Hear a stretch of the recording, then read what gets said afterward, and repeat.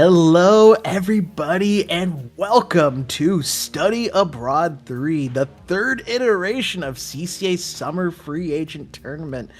Comes back again. My name is Neptune, and I am here with the lovely Grace. How are you doing today? I'm so good now that you're here. Oh my god, this is so crazy. We can't keep meeting like this, Neptune. This is so crazy. No, but I love study abroad. I'm so happy to be here. It is so funny to see like the random hodgepodge teams and like who takes the gold, Hmm. who like kind of surprises you. You'd be surprised by these weird amalgamations of teams that actually have a lot of synergy together. But we're already going to get started soon here, going into round one here of groups. We are looking into Splatsville groups, which is like, there's two different groups here. You get it, you get it, you get the vibe, y'all. But game one here is Splat Zone's Marlin Airport. Neptune, would you ink an airport? Would I ink an airport? So normally when we talk about doing things at an airport, someone raises an eyebrow, but I probably have to if I have to get to the middle of zone here, and especially being able to knock out. So it's something that I feel like, how do I say it? Marlin's one of those maps you just kind of need to take side angles because there's just not a lot of cover in mid, Grace. It is. It's very awkward. I feel like if Mhm. there's a backline, they're always sitting on the fan, and then they're like, "Grace, the E-leader is looking at you," and I'm like, "What are you talking about? Oh my god!" And then I'm dead. And that's like that's also the case for a lot of maps for me. But still, on Marlin especially, like the fan of it all is very funny. I have been splatted by the propeller ink. I'm just like dogging on myself right now. This is really bad. Me Let's talk too. about something Okay. else. Let's talk about the team, shall we, Grace? I want to mention Sleepyheads out here because I recognize DWOM and AF Party as well, so they're pretty staple players in the CCA. I've seen them run around here, as well as Alex too. They do Blunder art and post that in the art channel as well. So let's see if they can Oh, back up that art skills here on Marlin Airport. We'll see what's going on as we load up into the game here. We see the weapons. What's standing out to you, Grace? oh my gosh, the Hydra! I'm talking about a backline that can be so oppressive on Marlin here and zones in general. The Hydra Splatling and AF Party here on the Silver Arrow Spray with all special charge. Did somebody say Reef Slider? Oh, they're already getting it. They already want to get that slider up online here. Yeah, for Hilarious comp sure. here. But going on the side of BooTubers, I like the Decapitator, I like the Heavy Splatling. We've been seeing Heavy Splatling so much here lately. Tri-Slosher makes a lot of sense. And the Dapple Doolies. I feel like they're just like a fun little comp. I mean, the most range that they have is definitely their Heavy there, but they can still get a lot of work done here. And judging that they already have here, they already have a 3-down situation there onto their opponents. So, Dimples, oh, that's such a cute little name. Already up in their Yeah, spawn. Reef yeah. Sliders galore.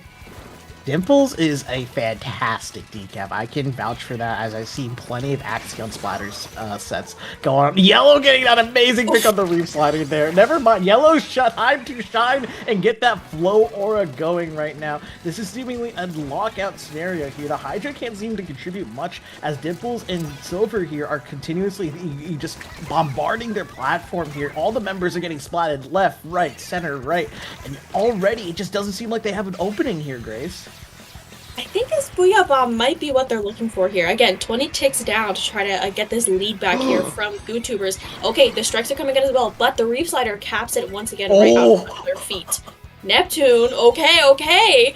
Sleepyheads are not so sleepy anymore. They're gonna get a delayed wipe out there onto GooTubers, pushing them back there, back into their spawn. But they're not getting too greedy with the space that they're taking. I mean, I see Alex here extending up to try to catch someone out, try like not quite seeing where they are there on that wall. But their friends there are playing this very far back, which I think is smart. They're playing around the zone. They're not overextending here. And Alex here gets that pick onto the back line, which is going to be amazing. But, I mean, it looks like despite all the aggression there, and because of that flank as well there coming out from YouTubers, they still weren't able to count the zone here. It's ticking down still. 45 remaining here for Sleepyheads. yeah, for sure. It's very, how do I say it? Uh, fragile with the situation here because you want to cap zone here if you are GooTubers as well to be able to just keep the game going here, but you can't panic too quickly here. But it's just you're being overwhelmed by a sheer amount of paint right now, and what you got to do is find these picks here, which is exactly what Dimples does. And the zone does cap. Yellow comes out here once more, and we already have a back and forth game here. It just seems like each of these teams just want to have a one lockout deal and done. However, that's not exactly how it's going to happen. We're going to have some scrap city here as we slowly trying to get that pick, but beautiful jump out there as well. And we're having pick for pick, and Af Party is going to drop to the corner, but Yellow catches it out, being, I believe, that little rat that you want to be with the dualies there, Grace. Yeah, I mean, talk about tit for tat. Like, you see so many KOs on zones because the timer's always ticking down all the time here. And, you know, specials flying back and forth here. The Reef Slider trying to get some space there, Af Party. But Neptune, it's going to take a miracle for them to get back into the zone. Alex popping that Zuka, but you're not able to paint with a Zuka, my friend. You can kill, but those are only going to paint the floor so much. So, that first game there, going to our friends here, GooTubers. And I am, however, devastated that we did not see a GooTuber. I feel falsely advertised to, I will say. I feel falsely advertised to as well. And that is, I just gotta say, that was a beautiful just lockout situation right there. You saw GooTubers take control of the game right there. Very, how do I say it? Quickly, right? They had a good lockout right there. However, Sleepyheads finds a way to break through, and then now GooTubers a little bit on thin ice right there. However, they treaded carefully, they wore the boots properly, you know, they went out camping properly, safely, and soundly, and painted that zone, took it back, Yellow cleaning up right there on the Dapple dualies, and that's exactly what you need to be able to win those situations right there, Grace. And that's just how you play zones at the end of the day. You just set yourself up, make consistently good plays, and you get rewarded with the win. What can I say? Oh my god, so beautifully said. Neptune, you're so smart. This is so crazy. You know what else is so smart? Going to a fan favorite, Hagglefish Market. Maybe it's not a fan favorite. I've seen some stirrings, but people still enjoy, tolerate Tower Control Hagglefish Market. I mean, I like it. My favorite part about the map, as I've said a few times, is that you hit the little boxes, you know, like by the spawn, on zones, it's like towards the zone, and you smack into them.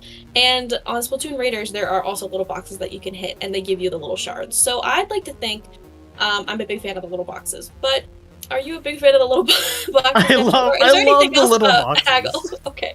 I love the little boxes and the physics that was invented when you shoot them, right? I noticed like the bottles for the tri-stringer, they apparently go through them. I like saw a clip of that, and I'm just like, okay, physics weren't invented until Splatoon 3, right? Clearly, This is what was happening. But speaking back of Tower Control Haggle right here, I feel like you get a lot of mixed receptions here. The way people rank Tower Control maps is, are you Tower Control Inkblot? No? Okay, we're in hot water already for some reason here. But you know what? Regardless of I think this is still a slightly, how do I say it?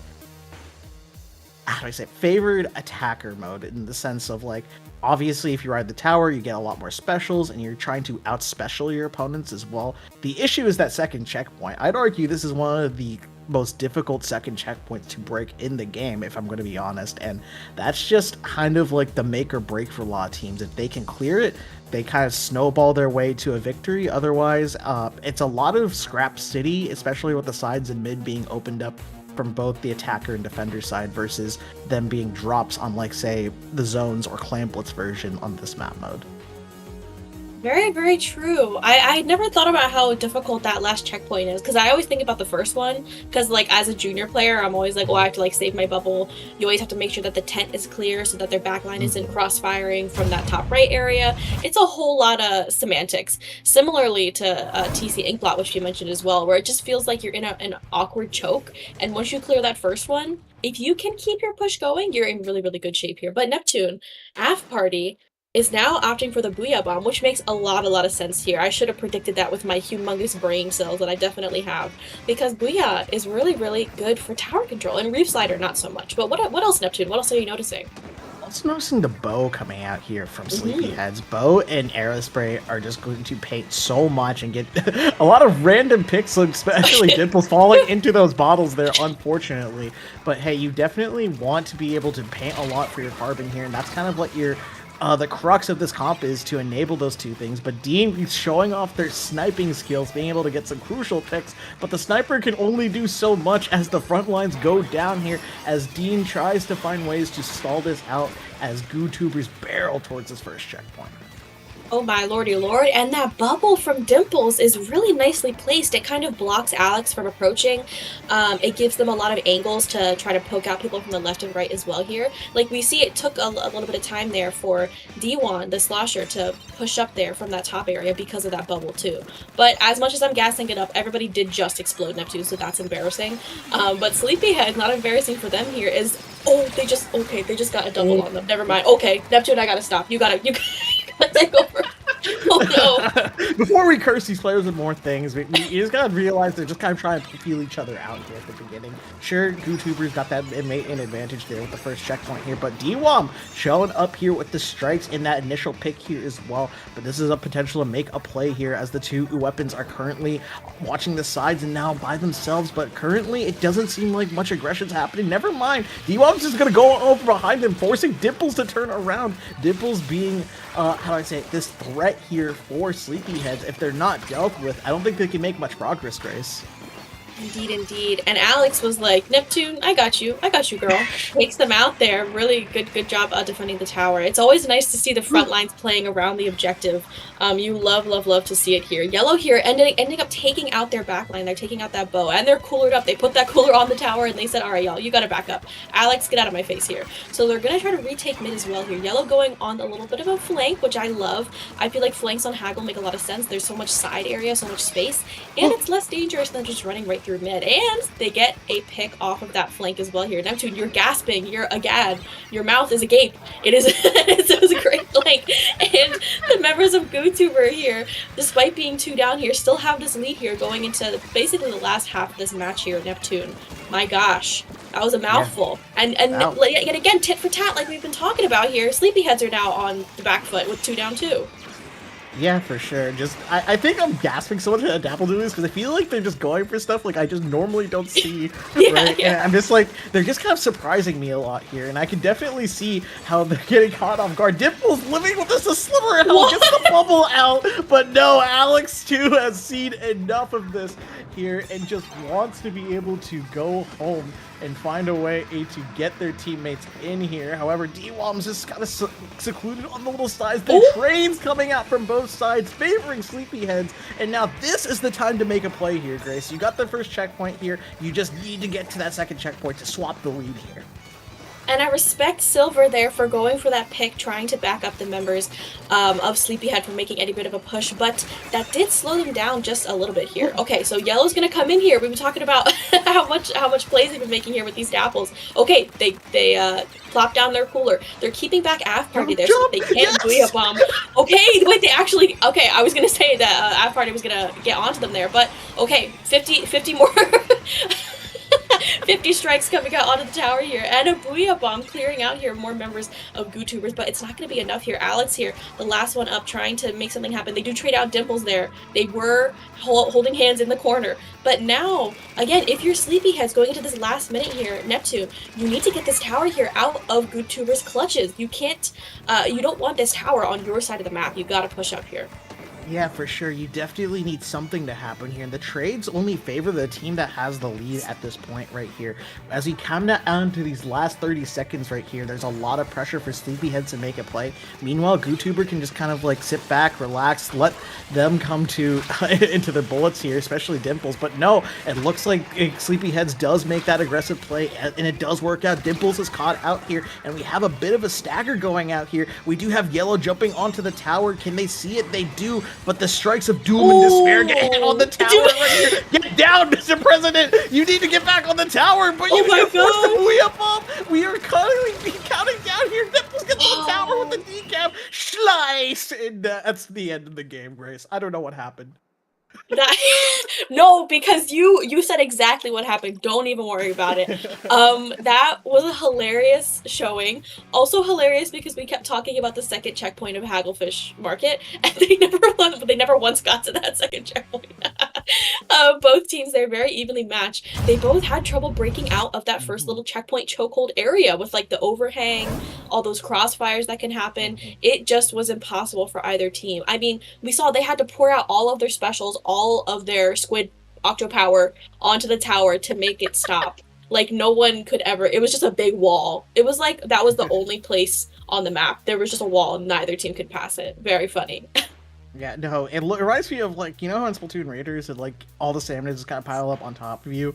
It feels like the tower is just the player character at that point, where just, like, everyone and their mother wanted to get on that tower in that last moment because it was absolutely critical for deciding who would win that game right there. It's just, you kind of saw the decaf on there, and they just go shwing, and that's kind of the end of the story of anyone who gets there on tower. That's the power of that weapon right there, and Dimples consistently on Axion splatters and brings it over here to study abroad, showcasing why this weapon is so good and so great. It also came with that bubble right there. We mentioned how bubble's very strong on this map. Like, you were able to hold certain areas you wouldn't be able to do unless you had big bubbler in those spots. Yeah, just Dimples and yellow. Beautiful, beautiful place.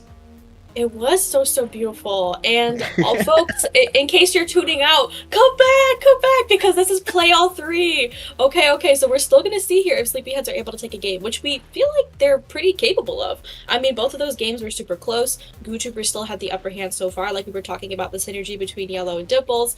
Rosie as well. I want to give Rosie some love because it takes a lot to hold it down as a backline when you have two players that are hyper aggressive and they're going in and they're getting these picks because they're gonna go down, they're gonna lose fights, and when they do, and we saw a few times where GooTubers were 2 down, they didn't waver. Like Rosie held their ground and they were able to keep it down for the rest of them. And then when they jumped back in, they got a double there onto Sleepyheads. It's like a tale as old as time kind of thing where your backline is always the backbone of your comp. Silver as well, doing a really great job there. So now that I tooted everybody's horns, Neptune, game 3 is Rainmaker. Listen, talking about how folks feel about some maps and modes. Rainmaker Undertow Spillway. I feel like folks don't hate it that much. Hopefully, like a bomb comes through my they start throwing rocks at me through my window. No, but I think Undertow is so silly, so funny. I love it. I think it's really fun for Rainmaker. I love when folks can make like if you're on the pushing end, you can make that push onto the right where it's like the awkward little staircase thingy. Yep. I think it's fun when there's a silly route that you can go with the Rainmaker. Like you don't always have to take it through the stereotypical way here. But looking at these comps, Neptune, what are we looking at? Anything crazy? Ooh. I don't think pencil constitutes as crazy, but Dean going to E-Leader to have this pencil E-Leader dynamic right here, a tale as old as time here, is certainly going to create some interesting situations as 2 go down to the Rainmaker pop. Yellow consistently running it down with Dimples here, but beautiful snipe from Dean right here, holding it down like every good backline does right now. It's going to add a little bit of stability, looking for Silver right here. Silver does provide quite a lot of paint as well for this comp, and so taking them out is going to be absolutely critical. And Alex going crazy on the Carbon Roller. It is Carbon Roller day every day, said Alex. Oh my gosh, the parallels between how strong both of these backlines are, Dean and Rosie. I was just applauding Rosie for holding it down in a 2-down situation. Look at what Dean just did there. They got 2 picks in the face of a bunch of folks running at them there. Both of their front lines went down to that pop. Half Party and Dean were scared, shaking in their boots, and they still, cool as a cucumber, were able to hold down mid. I am so impressed here. Okay, now going back into this game here after applauding a little bit of the Sleepyheads here. Okay, they do have the lead right now, Neptune, but Yellow and Silver here, as we've been talking about, they can coordinate really well here. Silver here on this pro with those with those missiles. So the screen popping out though is going to pretty much stomp out their push. I mean, they're backing all the way up. They do get a 2-down thing here, but I feel like that screen is going to disrupt them just enough to where, yeah, the Rainmaker's going to go back to mid here. They're stationed up to defend. Sleepyheads here, not in a great position to push themselves, but they're in a good position to stop GooTubers from doing it. Oh, and I say that, oh, never mind. Okay, Dimples just, it was a massacre. Goodbye. Lean picks with the Decapitator as expected with that weapon, but you have to watch out for Alex coming out right there, swinging this Carbon Roller, getting crucial picks on the Rainmaker and stopping any progress Dimples might have potentially made from taking all that space here. And this is what kind of how do I say, he's keeping sleepyheads in the game. Their ability to just keep stalling out the objective. It was that screen earlier, then it was Alex earlier. Alex is running rampant right here. There's some Hail Mary plays being played, and they are being paid off in dividends as well. But Dimple's going to try and replicate a little bit of that success here by making some plays with the Decapitator. But now we're just kind of having this dance, the song and dance here between the leader and the bucket as well. Now Dimples is just slowly stalling enough time, bottle out of time, but is there enough space to follow up? I don't think so, Grace. Listen, I love what you said earlier about how sleepyheads are staying in the set because of their ability to stall out YouTubers. I feel like the longer you let your opponents stall you out, the more time you give them to be able to combat you and be able to figure out a counter strategy into you, though. As I'm saying that, though, the members here of YouTubers are trying to make a push happen here. AF Party is intercepting them, painting over them here, trying not to go too far in to try to not get picked off. They do get picked off by the Rainmaker here, which is huge for YouTubers and their push. They are kind of stuck in this middle here because of the screen, because of all the fire raining down on them, all the ink. But Dean there getting another crucial snipe, running away from Yellow for dear life. But they are going to be able to get that repel. Can Dean snipe them? Not in time. They aren't able to stop them from getting that check here. Neptune, this is a lot of space and a lot of momentum here for YouTubers. If they're able to get this pop, if they're able to get some jumps in, everyone's dead. Everyone's dead. Trizooka's object damage apparently comes in clutch as it breaks the Rainmaker's shield and gets 2 for that. That could have been devastating right here, but apparently the Rainmaker explosion happened inside the bubbles, and now Dean going up with the double right here, going to run it back all the way down to the left. This is a reverse situation right here, what we're seeing earlier, and now we're trying to see if we can score a bit extra points, but Dean's patience here is what's going to pay off at the end, if the other members are able to find picks here, Grace. Oh my lordy lord. A minute left, Neptune. Those strikes came out, but in vain. The members here of Sleepyheads are pushed back all the way into their spawn. They do pop a screen, which I think is very smart. They're trying to give themselves some more room, some more presence in mid so that they can set up a push themselves. But we're in basically the same situation as we saw there in that tower control game, right, Neptune? Like, both of these teams are having trouble feeling each other out. They can't really push. Rosie here, up left alone with this Rainmaker here. Oh, they are dodging, bobbing, and weaving well. And Dean there and AF Party are able to clean them up, but Dimples here is already in. Okay, they get taken out by the Rainmaker pop, but less than 30 seconds left, Neptune. I am, like, my shoulders are tensing. I'm nervous. Dean just got taken out in the back. Yellow just eviscerate the members of Sleepyheads there, Neptune. I think it's going to take a miracle for them to get back into mid and get that Rainmaker. Yeah, for sure, but they're going to the right way. They're doing the quirky way, as we were talking about before, and that swaps the lead, and now all the pressure is put on Sleepyheads to make a play right now. I don't think they can do it. They can't pop the Rainmaker. The pop happens and ends the game right there. Oh, man, what a clutch situation coming out from GooTubers, making a play in the most desperate at times and coming out on top, taking it home 3-0 in this play all set. Yes, and it takes so much trust in your teammates, even in an event like Study Abroad, where it's more of a pickup style, a hodgepodge of teams of friends coming together to compete. You have to have so much trust in your team to go for a flank that Yellow just did there, where they had the trust where they were like, no, the Rainmaker's not gonna push up too far, we're not gonna have an irreversible kind of damage done to us and you know, our lack of a lead. I'm gonna get this flank, I'm gonna open up so much space, and they're gonna take care of the Rainmaker, because the Yellow didn't even take out the Rainmaker there. They just got everyone who was behind them. So you have very well done there. Oh my gosh, and beautiful. So Dimples here, courtesy of our lovely streamer Ryan. My gosh, oh, I remember. I feel like an old woman reminiscing. I can vouch for that. You see that propeller ink? I died to a propeller ink once. Go on. Yellow getting that amazing pick on the reef sliding there. Never mind. Taking out again Alex Yellow. We were just talking about how cool Yellow is and Dimples as well. So Dimples, another moment of them to shine. Already up in their spawn. Very well done. Yeah, Dimples is a fantastic decap. I can vouch for that, as I've seen plenty of action splatters. Kind of just see in action. Go on. Yellow getting that amazing pick on the reef sliders there. Never mind. On the sides right here, and getting that bombarding their platform here. All the members are getting splatted left, right. It just kind of like allows you to move around and rack even more in the dabble doolies. And hey, this is the part where the map might be what they're looking for here. Again, 20 ticks down, trying to get this lead back here from YouTubers. Okay, the strikes are coming in as well. We force the reef slider out early, and then we just bombarding collapse their and we flip the platform here. zone All right the there members are as getting well. splatted And left, yeah, right, this is just center, kind of right. how you want to do Already, it. it just doesn't seem like they have an have your opening back here, against the Grace. wall here. Again, Dean I has think been this a Booyah Bomb might consistent be what they're looking playmaker, for here. right? Again, We 20 previously ticks saw down them to try to get on this Bo lead back as well here as from leader, so this is YouTubers. like Okay, a the strikes are backline coming in as well, flex but they're essentially. out to try to So catch I think someone there's a out. lot of variety Try like in not quite ways you seeing can where they are there how on to that wall, succeed but with the their various friends there are backlines in this playing game, this and Dean's very just far demonstrating back, which I that. And think then is we also smart. got to They're shout out playing around the Alex. Shout zone. out to the carbon rollers out there. It's carbon roller day every day. It's gonna be fun and silly and simple as we get those picks. But no, we can just see how that push got shut down there, Grace, because of Alex. Yes. Oh, Neptune, you're literally in my brain right now because I was about to talk about Alex here in this set. I feel like support players, and yes, Try is more so support, I would argue. And we also saw them on the Octoshot, I think it was one game.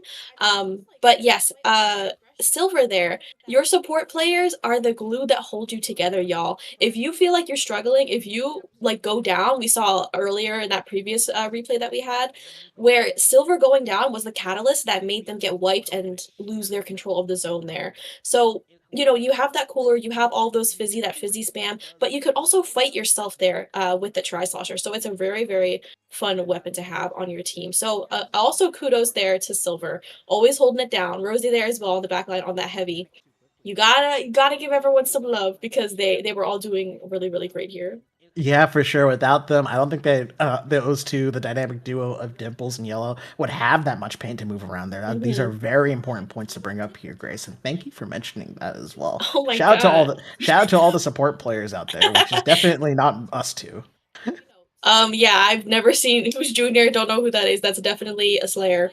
No, but yeah, like looking at this clip here, you can see Silver following up. Oh, Dimples got sniped. Did you see that at the end with that? We're gonna see it again, maybe. They got sniped by that Zuko, which is hilarious.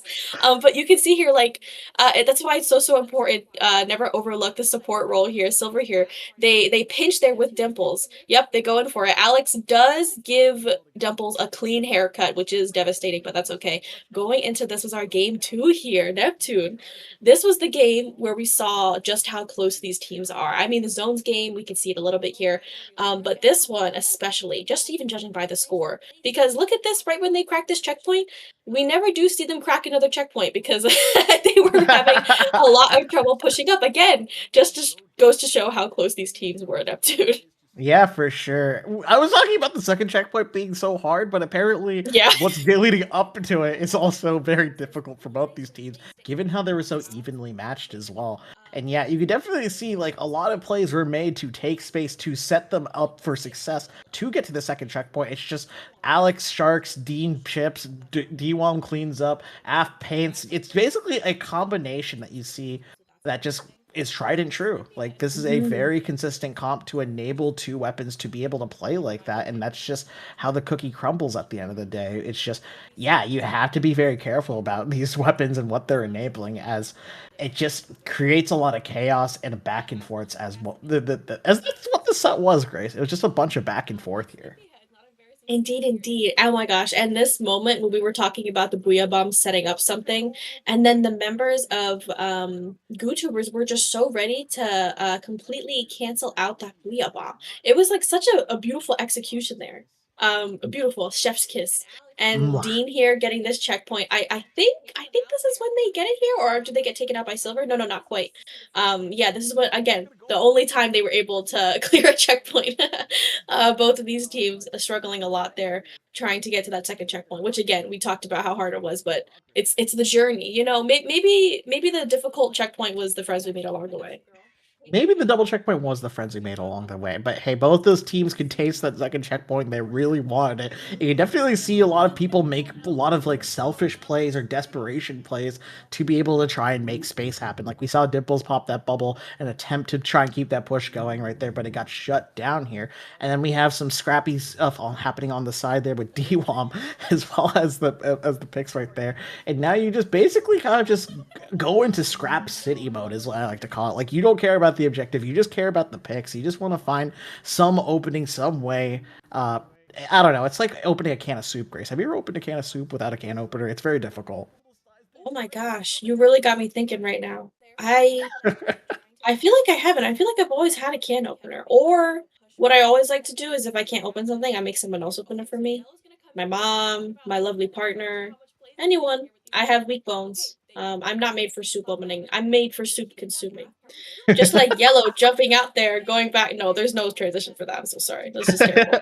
No, that's all good. You know what? There's not some sauce, but there's some soup or certainly Oh, cooking as well here. As Yellow getting a lot of picks, just being this. I noticed they put a beacon down consistently in that little first checkpoint area. So anytime they needed to just quickly back out or get back into the action, they just kept super jumping to that beacon here. And as you see, like the time's starting to dissolve really quick, and you just see just picks for every time, just the trades. It's just kind of what both these teams kind of want in this moment in time, and they just want to get that snowball rolling here. And we can see the bucket and Yellow scrap here as well, and that is just kind of like the story here, trade for trades. But who can benefit from trades the most? It's like the stock market here, but in Splatoon. Oh, you know, the stock market does scare me. But you know what doesn't scare me? Stocking boxes. Boxes, Hagglefish market. Bam, boom, did it. No, but I remember thinking back on that double from D-Wom is so huge. It's always nice when your back's against the corner and you're like pulling so much attention away from the objective and then you manage to get a double. It's like you're always like, well, my coach is gonna think I'm so cool after that, or they're gonna make fun of me, and you never know which one it is. My coach makes fun of me either way, so that's there's no difference in there. But regardless, I gotta mention how there is a duality here between these two teams and how there are dueling to, how do I say it? To see who can get control of this tower, and there's just desperation. You can just see this. Like, this is what I'm talking about. Like, how everyone and their mother just showed up to this tower here, and it was just kind of trying to see what can we do really quickly and get these picks, but the strikes can't catch them. That's why I call the strikes a doom and despair, because not only do they catch you out of tower here, they just kind of, like, create an awkward situation where, like, how do we move the tower? And then all the jump-ins here, you know, count them, Grace. 1, 2, 3, 6, all of them. Just, everyone was desperate. Yeah, and I mean, Half Party popping that Booyah Bomb when they did, I feel like that was the right move too. Like they were like because they popped it, it like got rid of the suction bomb that was on the top, so it gave them some more room to like dance around. But they just got completely messed up there by that pinch from I think it was Silver and Dimples there on the tower. Oh my gosh, Dimples transition! Going into our third game here on this replay. Silver. Oh, there they go. That's okay. Alex cleaned them up. But yeah, this game as well. It was very apparent here how close both of these teams were, even in this last game. I feel like in a game 3 with a play-all format, the third game it can be hit or miss. It can be like the team that's on the back foot there. They're the one who went 0-2, so that'd be Sleepyheads here, our friends in the orange ink. They usually, you can kind of feel that they're a little shaken. They're like, man, that really didn't go that well. We can't even win this set. What's even the point? But Sleepyheads, I feel like this was their best game and the closest one that they had. I mean, heck, VTubers only won because they had a sneaky little push there towards the end. So it was really anyone's game for this last one. Yeah, for sure. It was anyone's game, and that's kind of like how Rainmaker plays typically. It's just like a lot of points can be scored very quickly as that fish moves or has the checkpoint as well. But you got to also give flowers here to just how do I say it? Just quickly the teams can just pivot around, and you can get a lot of space like Dimples here and get a beautiful double, but that doesn't mean anything if the fish can't follow through. The fish. The beautiful, ever so elusive fish. Neptune. That's why everyone grabs it. that is why everyone grabs it. Have you ever thought about the fact that, like, do you think anyone's afraid of the Rainmaker? Like, do you think any of our Inklings or Octolings, like, when you see that Rainmaker in front of you, do you think any of them quiver or sweat or shake in their boots? Well, you know what? That question is a very complicated one with a lot of complicated feelings, like personally speaking. But you know what? I gotta talk about something I'm not afraid to pick up, which are clams on Clamblitz Museum Delfonsino. We have our next set here, and we have Please Come Home, Lotad, with... How do you pronounce that, Grace? Oh, I'll tell you. A Splatoon 3 competitive team made up of 4 people from different universities assigned to it by the one staffing the event, or A for short. Oh, right. That was on the prep sheet. My bad. I did not read. Splatoon players can't read.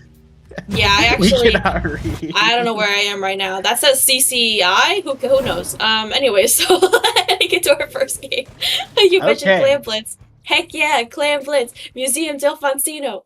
What kind of comps are we looking at here? Okay, so I think a lot of comps in this meta particularly are defined by the backlines right now. And the duality here in this time is going to be the bow versus the V-Charger right here. Icy is definitely going to be providing a lot of paint and chip support as well. And we have Froggy here just looking to get kills here as well. So you got to basically see if you got to like find your value but through those picks right there, which Froggy magnificently hits right there. Hitting these shots are very difficult here, and that's how you get the value from your backline right there. And then you also have the rest of the cast swimming in and trying to take space. We see the big bubbler come out, and Puppy out here just getting so much space so quickly. It's just what you do with big bubbler, Grace. Big bubble user. That is also on my name card, so I'm happy to see people are joining the Legion here. Oh my gosh, wait, okay, the bow is gonna go down here, onto our friends there, onto... Oh! Go home. Lotad here. Okay, Puppy getting in that power clam. That's awesome here. The ink vac coming out here from Froggy. Oh, they're gonna get taken out by the decab, which is arguably an ink vac's worst nightmare, is a decab running at you there, full speed. They bonk your forehead, it's over.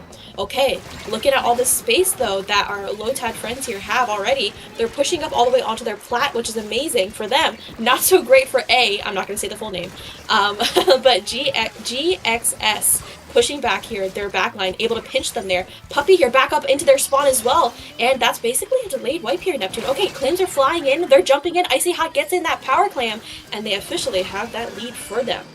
Yeah, for sure. Scoring those 2 power clams right there. Over 60 clams here. Nearly, oh my goodness, so many clams get funneled in so quickly from GXX. This is, oh my goodness. What type of dentist office did you go to? This guy is a professional out here, just consistently getting picked to knock out. What happened, Grace? What dentist office did I walk into? I had no idea I was dealing with a professional here. Listen, y'all, dental, when you're applying stuff post-grad, dental is very, very important here. GXS gave so much space for their teams to go in and score those clams, and I also want to applaud their teammates there. I'd have to watch the replay. I couldn't quite tell who was scoring them. Probably everyone. But when your teammate is getting so much space for you on clams, you have to be ready to capitalize off of it, and they so were. That was so smooth, so nicely done here. And I do, again, applaud Puppy for going in there, trying to make a bit of a push happen, because their teammates had so many clams, it was kind of like a no-brainer, like, oh my gosh, let's push up, let's do this. But they got intercepted there by the Lotad enjoyers. My gosh. My gosh. Oh. And they probably played, what was it, Sapphire version? Is that the version exclusive? Yeah, I think it's Sapphire. Yeah, okay, I think it's Sapphire. Yeah. Hoenn might have my head later on, but we'll see here. But you know what? We gotta talk a little bit about GXS. How do I say it? The player that defined this entire game with one singular swift slice, and not a singular slice, several slices here, just getting several slices, several picks right here, allowing your teammates to jump in here. And you think the push would be over here because Icy went down quickly after, and when the backline's usually out, it's kind of just up to the fronts to just try and find a way to stabilize, and they did here. This beautiful double here opened up so much, allowing not only for the lead swap, but eventually led to the knockout here, Grace. Indeed. And they were so ready with it. Like, I mean, the Zipcaster came out to help GXS push up a little bit too. I got some attention, got them some more room. Yeah, they got a huge pick there on the back line. And even, like, they played it, like, a little bit safe at the start. Like, you can see that they're a little bit pushed back, but then they saw their moment. They strike GXS going in there. Despite everyone bearing down their neck, they get a triple. They bubble up. All their teammates are ready for it. Passing a bajillion clams, cycling them so well, and it felt like despite all their best efforts, just couldn't really come back from that once it started. It was a really excellent snowball from Please Come Home, Lotad. I hope Lotad does come home, because that was really good. So, well, Lotad will come home eventually. I don't know when, but I promise you there will be a Lotad coming home. But something I can promise you coming at you sooner is Spot Zone's Umami Ruins. How do you like that transition? I love it. How do you like this transition? CCA jump scare. Going into game 2. Going into game 2. I have a tear in my eye. Looking at these comps, Froggy here popping out the ZNF charger. You love to see it. hella swim speed. Also love to see it. But looking at these comps as well here, Type onto this Dynamo, very polarizing weapon. You gotta lob bombs at them. You have to displace them, or else look at that. They already completely stopped the members of A from pushing up into their zone. They have control of top mid. They have control of basically everything here. GXS being able to push up there and get all these members away here. Okay, the zone timer thingy is finally ticking down here on the favor of Lotad. Yeah, for sure. Lotad continues to move forward ever closer to home as the pressure gets put on further down as multiple picks come out here as well. Opes cannot find their footing here, it seems. They just are overwhelmed by everything coming out. Finally, the slider comes out, just absolutely surprising at Octo Brush right there. I would not be happy about that Octo Brush here, but you know what? This kind of gives an opportunity for Opes to push up here. Another Reef Slider getting a double here. A second Reef Slider has hit the zone, Grace, and this is what Opes needs. Oh my gosh, Neptune! That was such a nicely placed Reef Slider. I feel like folks just kind of pop them. Like maybe it's like a bit of a nervousness, maybe it's a bit of an awkwardness. They do just go down, but we're just gonna ignore that. But that was so beautifully placed. Like it was like wedged in between, like that near the little box. So it just looped around and got Type out there. Okay, they're trying to get out. They're trying to get out of their spawn here, despite getting all those picks. They're not quite able to push back Froggy here. Okay, they do get the pick onto them. They are able to do that because thanks to the thanks to the Zipcaster. But they're still going down picks a little bit here. Cephid is getting pushed all the way back here, and despite having a Reef Slider maybe in the works, we'll see, knowing Dreadringer probably soon, they have to be pushed back here, playing it a little bit safe so that their friends can be supported by them. Yeah, for sure. And I got also commendate the Dino Roar. Never mind, the Carpet Roar has something else to say about this puppy. Absolutely going crazy! Wow, what a wipeout right there. It's all starting from a little puppy all the way becoming a big dog out here and becoming a threat here for Lotad. What can I say, Grace? Becoming a big dog is crazy. Oh my gosh. But listen, even big dogs know when they have to put their tail behind their legs and back up a little bit here. Puppy backs up from that dome, which I think is really smart. They did just get taken out, but we're going to ignore that.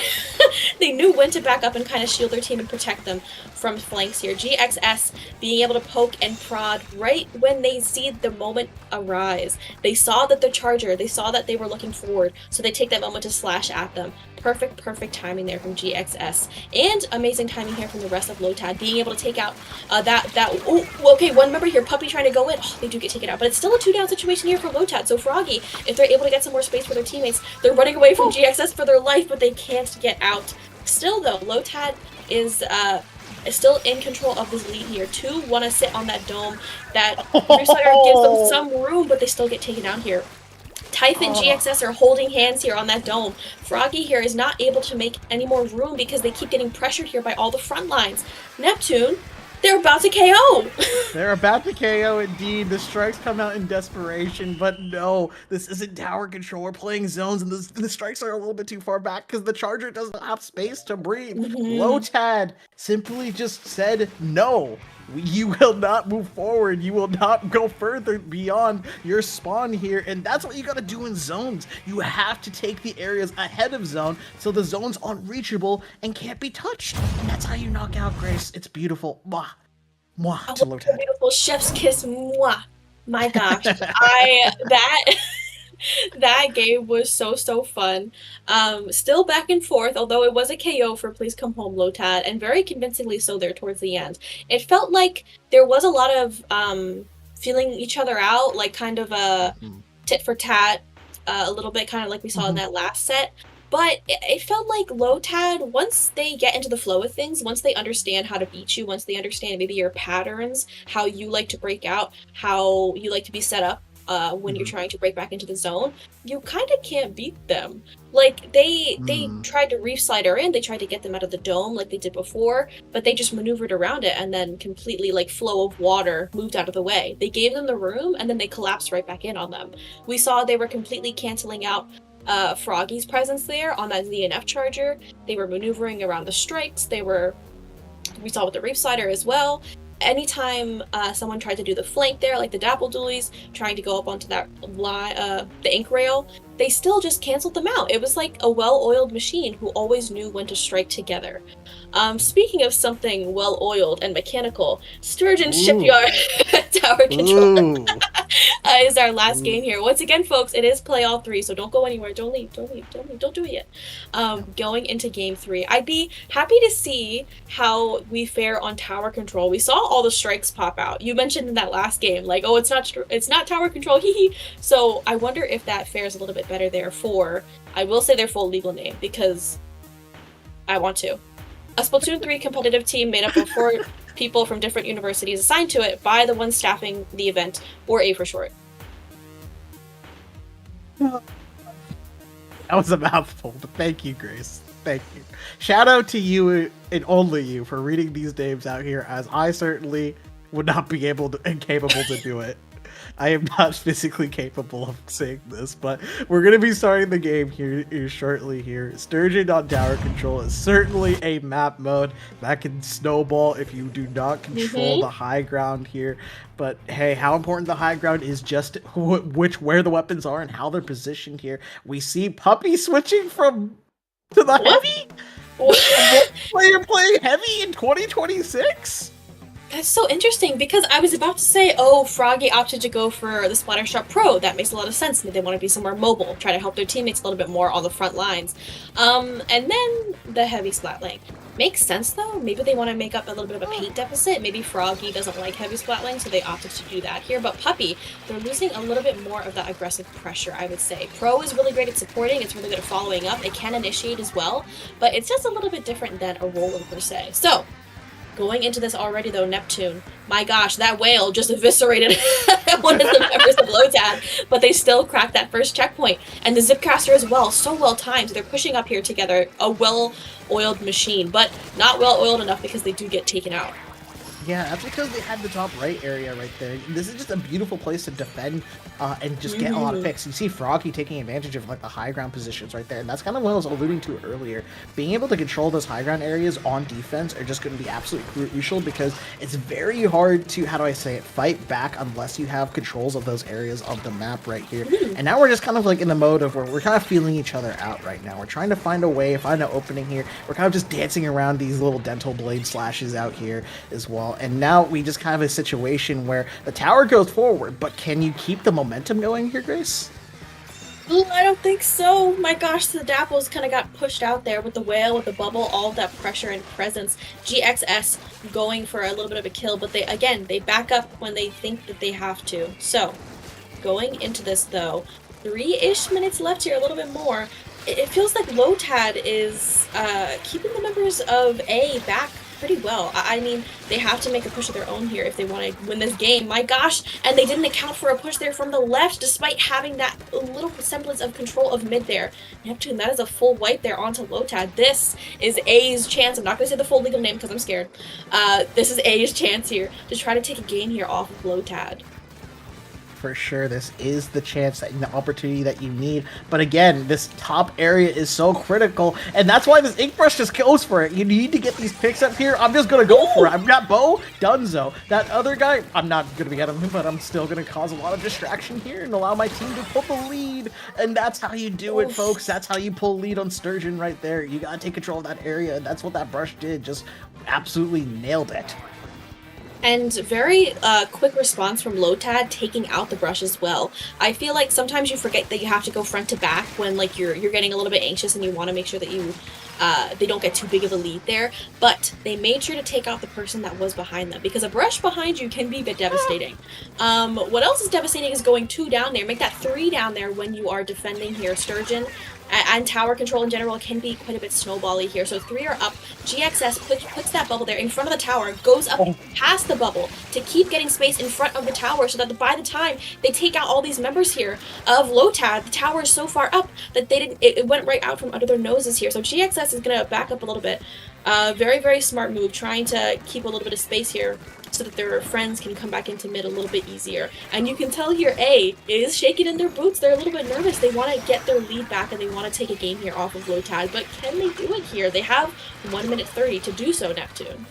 At 1 minute 30, but again, this map mode is so volatile. One single wipeout and just a little bit of space taking can certainly swing the map mode right here. It's a matter of just trying to find a way back into mid right now, because we see Froggy out here contesting GXX. My goodness. Okay, they've just been making so many plays right here, but definitely you kind of see how they're trying to push up and get that high ground middle, but the bubble comes out here, just kind of like sustaining and allowing the opportunities here. And you can just kind of see how this gentle wiper at the end of the day has been such a backache, a pain to be able to take out here, and just you need to get that pick and then find a way to find the other members quickly, otherwise he's going to be back, Grace, or they're going to be back.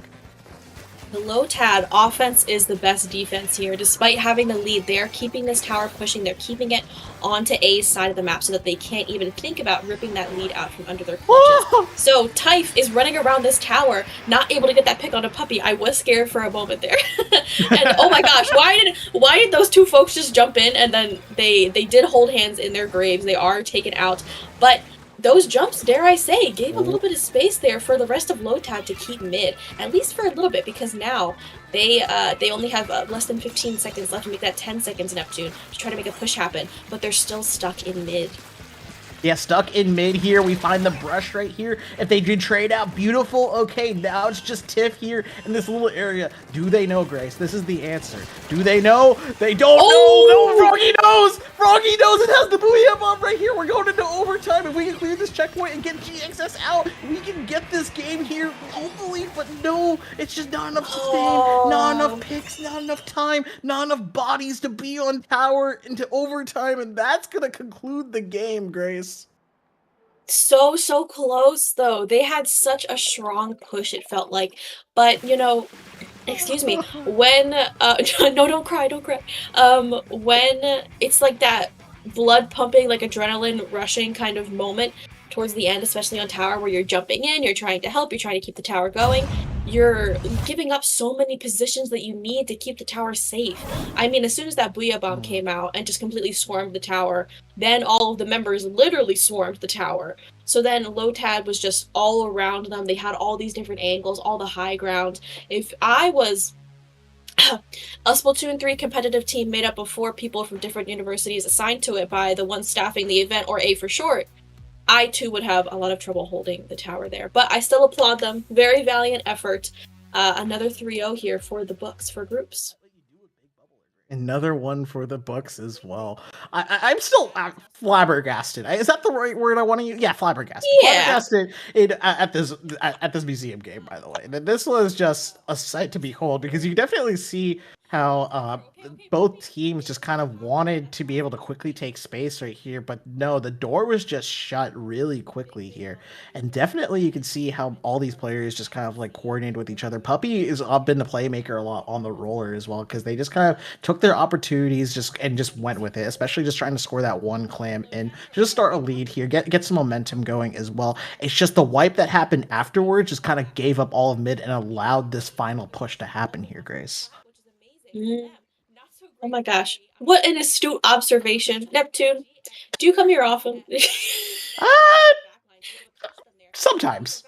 I don't know. I usually like being in the basement, but today we're out here in the labs cooking up, trying to scientifically analyze what all these Splatoon players from different I can't say it. I can't.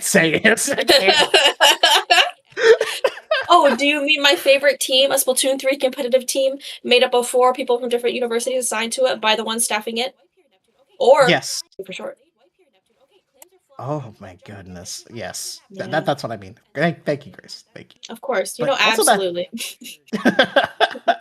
I wouldn't be able to do this without you. But I just like, yeah, okay. I noticed what happened. GXX just kind of shimmied along the way around the pillow right there, and just swung that sword just in ways that just kind of caught people off guard. Right, they were not paying attention or ready for a decapitator to do that. What was it? 43 frame? How many frames is that? How much? I don't know the frame data. I've been in the lab too much here. But you know what? Just leap forward, take that slash, get an instant kill, get up in your face, swing it twice here. GG's, shake my hand, that bubbles up. We get all the clams in. Heck yeah. Another really nice bubble there from GXC. GXS. My gosh. You know, Splatoon players can't read or speak. But this was another really, really nice hold. Oh, you know, actually, that was my favorite moment of the entire set was when they really slid into them and they couldn't quite get out. That has happened to me so many times. Are we about to see it again? Are we Are gonna we? see it again? Maybe? Are Are we? we? Is it coming back? Is it coming back for seconds? I Perhaps, don't perhaps. know. Oh yes, yes, one more time. Yes, one more. Yes, yes. No, but I have been spotted by the most horrific things ever. Oh yes, once more. Stop. No, oh my gosh, we have to stop. They're gonna get so mad at me. They're gonna throw rocks through my window. No, but I have been spotted by the most embarrassing things in the world. Inkjet exhaust mid fight, propeller ink, um, everything, sprinklers. It's horrific. It's Um, horrific indeed. yeah. All right, yeah. Something else. Can we get? Do we have the puppy play on replay as well? Wait, Which one? They am I? made so many. Oh wait, yeah, that's true. Yeah, big dog, big dog. That's a puppy. Oh, big dog. Yes. The It's big been a dog good play. big dog plays make big plays, and I will say, I still think the Sturgeon game could have definitely been, how do I say it, Yeah. swapped around here. It could have gone either Yeah. way. This last push right here, very much cemented and necessary to be able to play as far up as they did, because how do I say it? The team I cannot pronounce had only one more checkpoint necessary to be able to break through, and getting a little bit of those extra points was absolutely critical. Well, what else could I say, Grace? Too much. Too much to say. Indeed, indeed. My gosh. Oh my god, are we gonna see this amazing? Yes, from GXS Yes. once again. Yes, yes. Swing, No, swing. so clean. Like I think it is so smart. I'm gonna go on a bit of a tangent. When folks play with the idea of your opponent's sight lines and what they can see on their screen in mind here. And let me explain that a little bit more from the clip that we previously saw. GXS waited until the members of A weren't looking at them. They they even popped up onto the left so that they would think that they were on the left, and then they swung around right and swung at them, and they completely were caught off guard.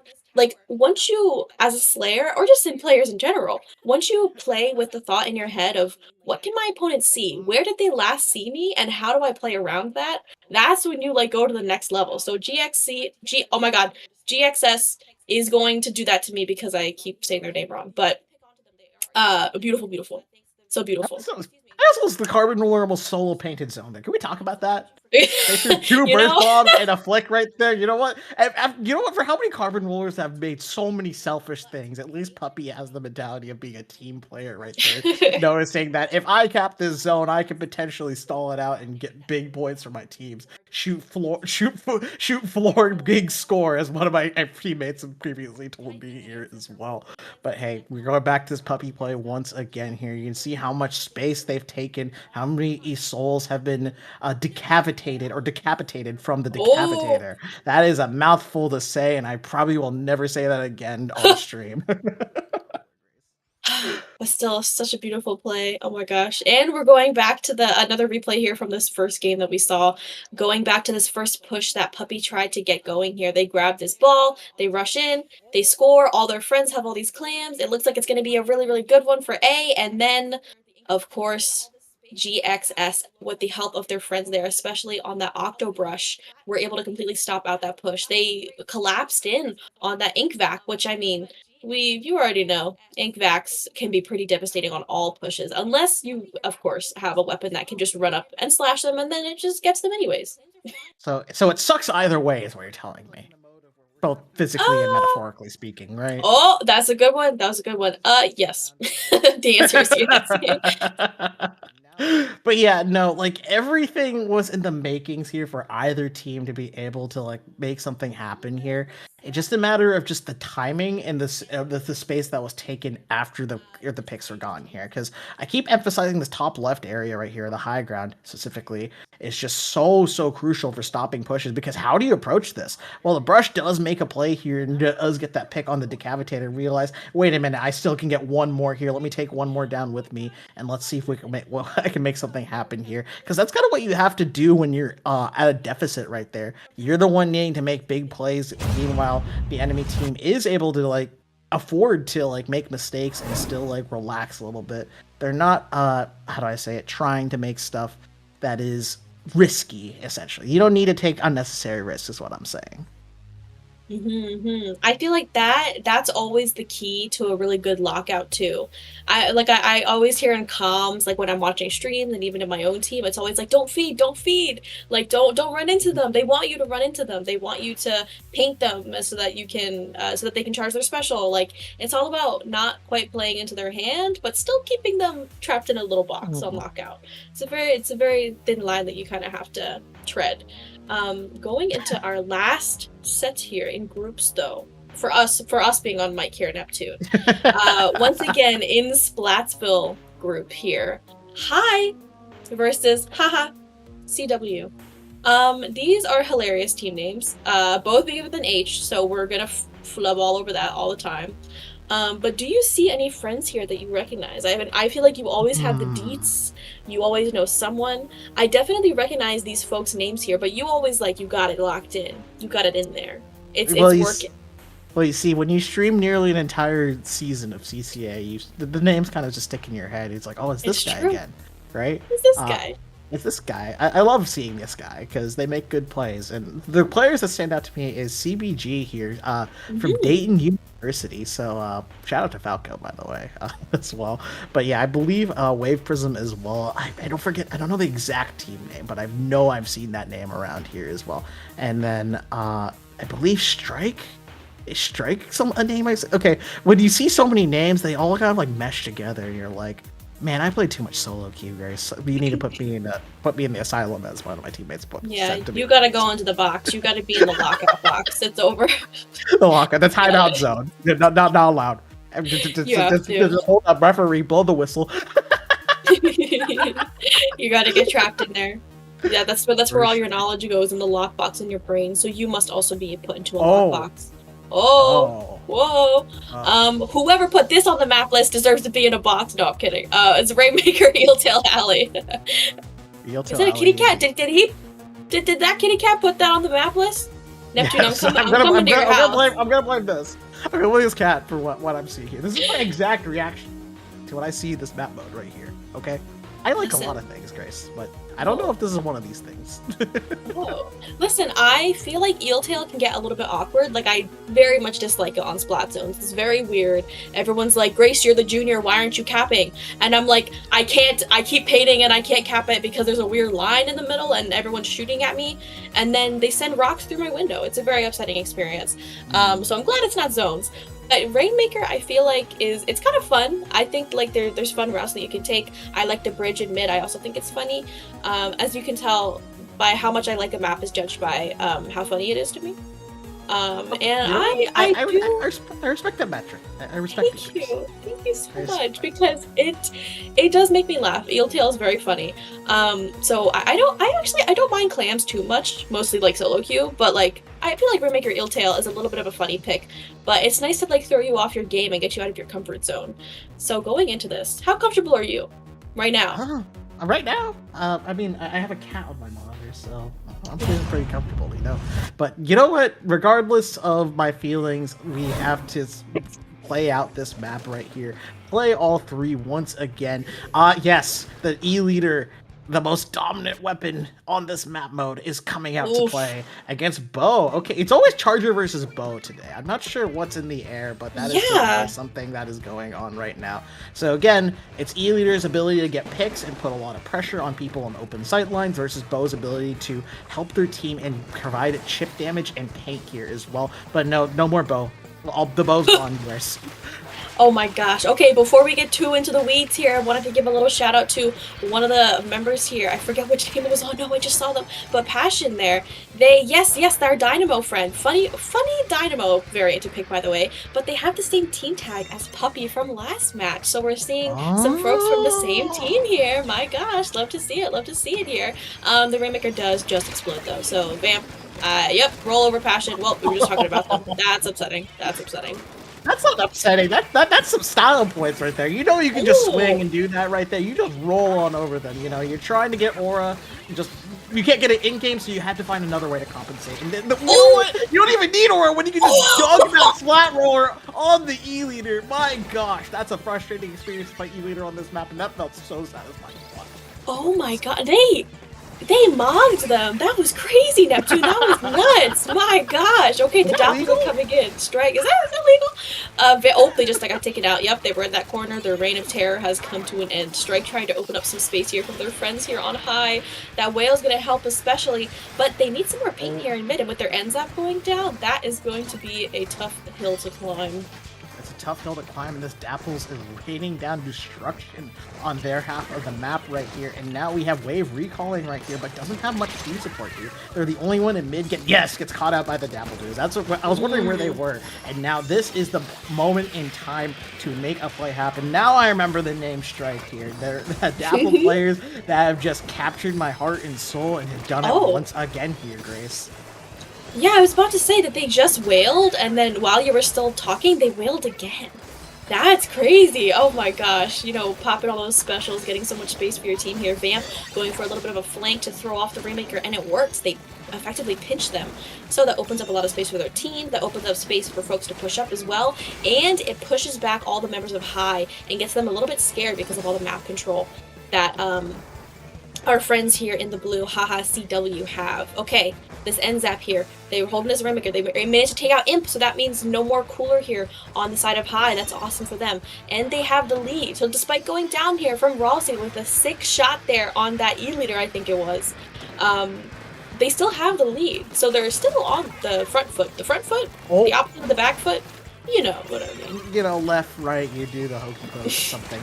Okay. But you know what? Strike is out here, you know what? Also moving. I don't know what these dance moves are, but they are effective. Oh, that guy teleported. I don't know what's going on here. CCA Wi-Fi moment here. But you know what? We're just kind of going to run with the punches here, or run with this Rainmaker, trying to get this for checkpoint, trying to stall it out. You just barely get it here, and now it's almost an even game here, Grace.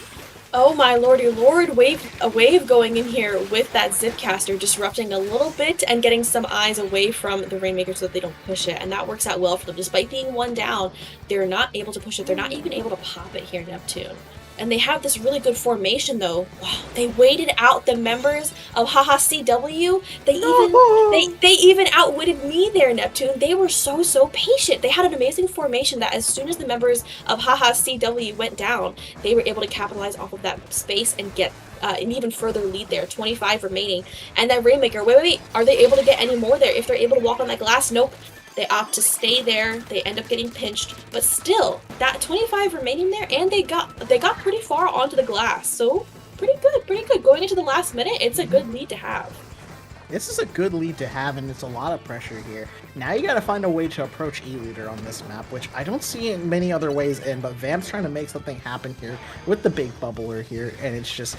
Oh my goodness, yes, that picket on the cooler is absolutely crucial here. But we have another person on the sides. Never mind, it's just the E-Leader. Go.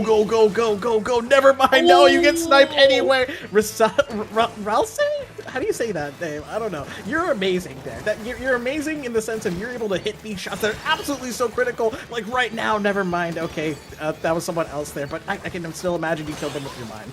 But we got the wipe out here, and we get the beautiful picks, and now you hold the lead, and it's practically GG's, Grace. My gosh, Strike just going into Aura Farm, gets a pick, is trying to keep back the members of haha CW back even further. They do end up taking them out, but I mean, there's just no way that they're going to be able to grab that Rainmaker in time. Nope. Even with Wave trying to make some waves happen.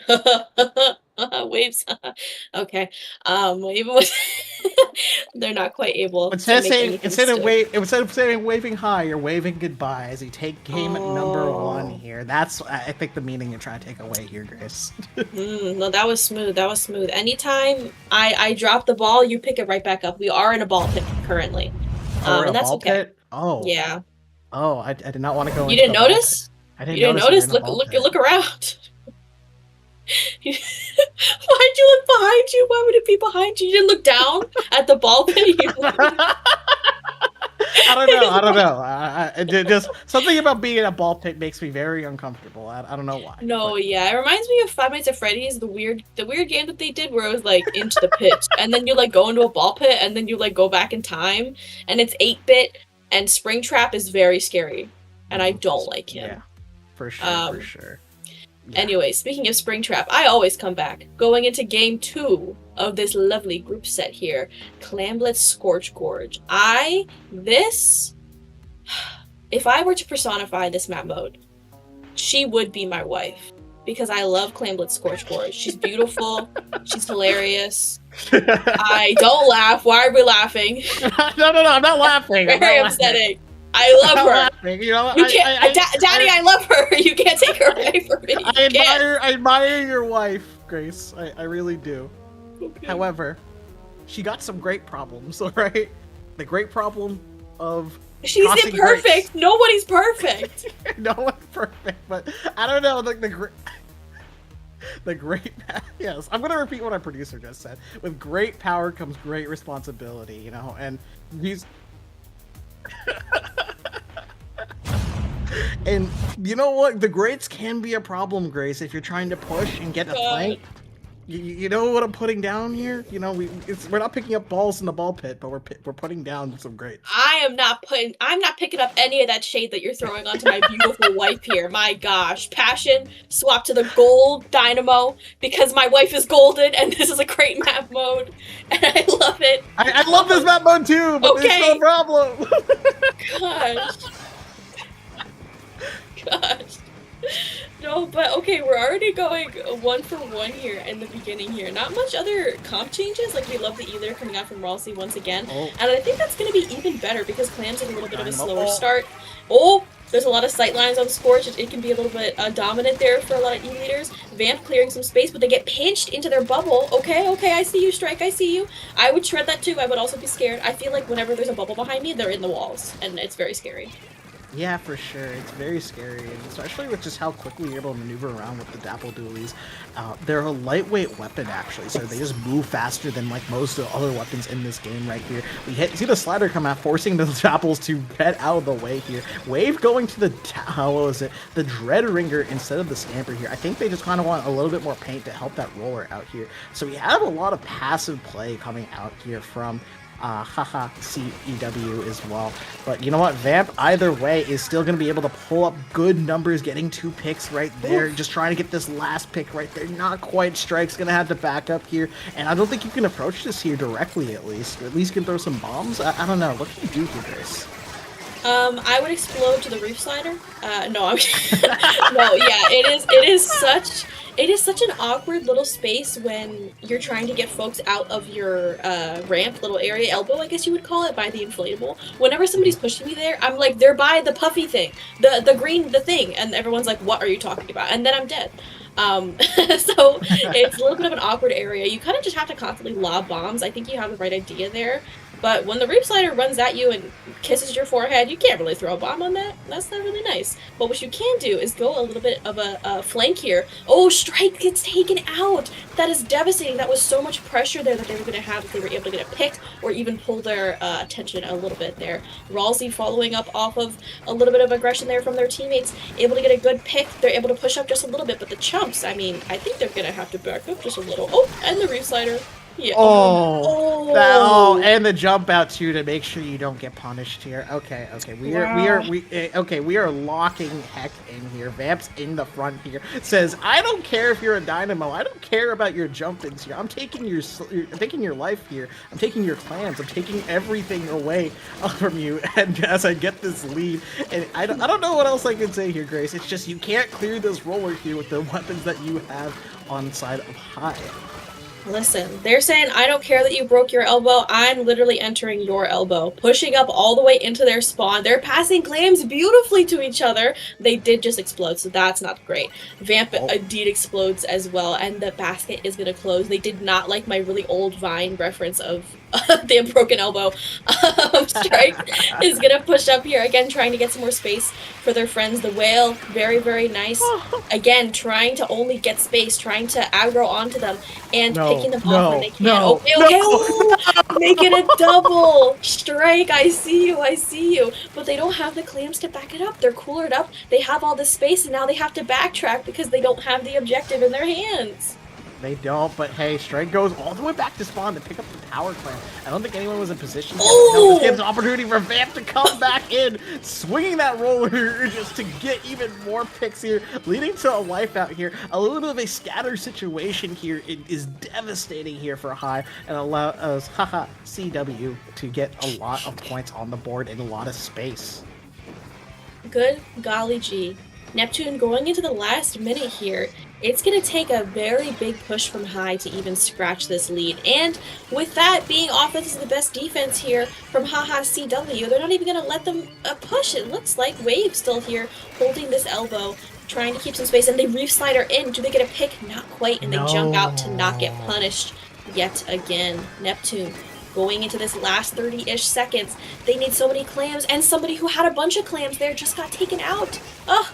Oh, and CBG pulls up with another amazing pick right here, forcing the leader to try and play a little bit more aggressive here. Something needs to happen. Strike is trying to make it happen already. The whales do come out here. We have a lot of space, but we don't have a power here, and we don't have the follow-up here. We're stalling for time, but we just don't have the clams here, Grace. And if you don't have the clams, I don't think you're able to make this overtime push work here.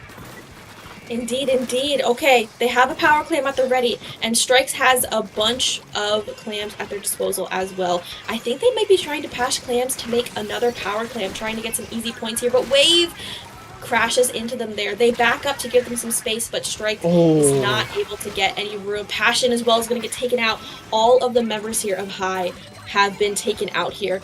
And unless Strike is able to teleport into their spot, nope, doesn't look like it. And that is going to be game 2 going to CW. The first 1-1 set record that we've had so far on stream. Yeah, for sure. Both these teams are neck and neck here, and I gotta give my flowers to both these teams right here. Just kind of playing off each other's teammates and plays right here. A lot of scrap city, but a whole lot of things that just did not work out or did work out because the clam economy was or wasn't in your favor there, and that's kind of the beauty of Clam Blitz. That's one thing I gotta compliment your wife there, Grace. Just yeah, you need that proper balance right there, and she's well balanced in that sense. She is. She has many skills. She's very beautiful. Many flank routes. Very funny. The greats. Top mid is very fun if you're an E-leader. If you don't like E-leader, sorry about that. But I mean, that's what Eel Tail is for if you like E-leader, right? Very true. Very, very true. So going into this game 3, though, I'm so excited because it's tied up. And I'm 99% sure all of the teams make bracket here, at least in Splatsville group, that kind of group section. But it's going to be fun to see, like, you know, seeding, how that shakes out. And it's going to be especially fun because we haven't seen these friends fight on Splat zones. So, game 3, Splat zones, Mahi Mahi Resort, for all of the marbles in Splatsville. All of them, every single marble ever. Do you like the inflatable thingies on Mahi? The little blue things? You know, the little things. You know, like in the preview, like, and it shows the map, and then there's a little blue thing. You know, they're like the little, like, they're in the water, right? Or... And they're inflatable, and they're going like... Yeah. Like, wacky inflatable tube man, you know? I love that. I love him. I don't know if he's my wife, but... we could try. We could try. We could certainly go on it. We could certainly try. What if we rewrite the star? Okay, I'm gonna stop. No, I love that singing. Oh my god, ladies, my gosh, I'm taken. I'm a wife. No, but but I know I just said I love Scorch Clams. She is my wife. But Mahi Mahi Resort is so awesome. I love it. I think it is so funny at the start of the match when you all fall into the water. Or maybe that's just me. But it's very fun. The whole water level rising and stuff like that, and going down. It's a very fun mechanic, and it amounts to some very, very funny moments to where somebody might have the advantage at the start because it's awkward, it's close quarters, you get a good pick, the E-leader gets a good positioning, and then as soon as it opens up, you get completely swarmed into the zone. So, Neptune, anything funky? Anything funky in these comps? Yeah, actually, I see a milk reflux coming out from High. which is not a Oh. weapon I typically see at all outside of some turf war games. But you know what? This it's a good weapon. It's just hard to use at Mm. times. And now we have strike on the splash as well. The dapples have been put in the cooler, and now we're taking out the big guns or the big crab tank that is coming out from that splash right there. But never mind, just the Ooh. wave with the reef slider. Every time you see it coming, you just gotta take cover, and that's just how the cookie crumbles, Grace. It just gets consistent value time and time again.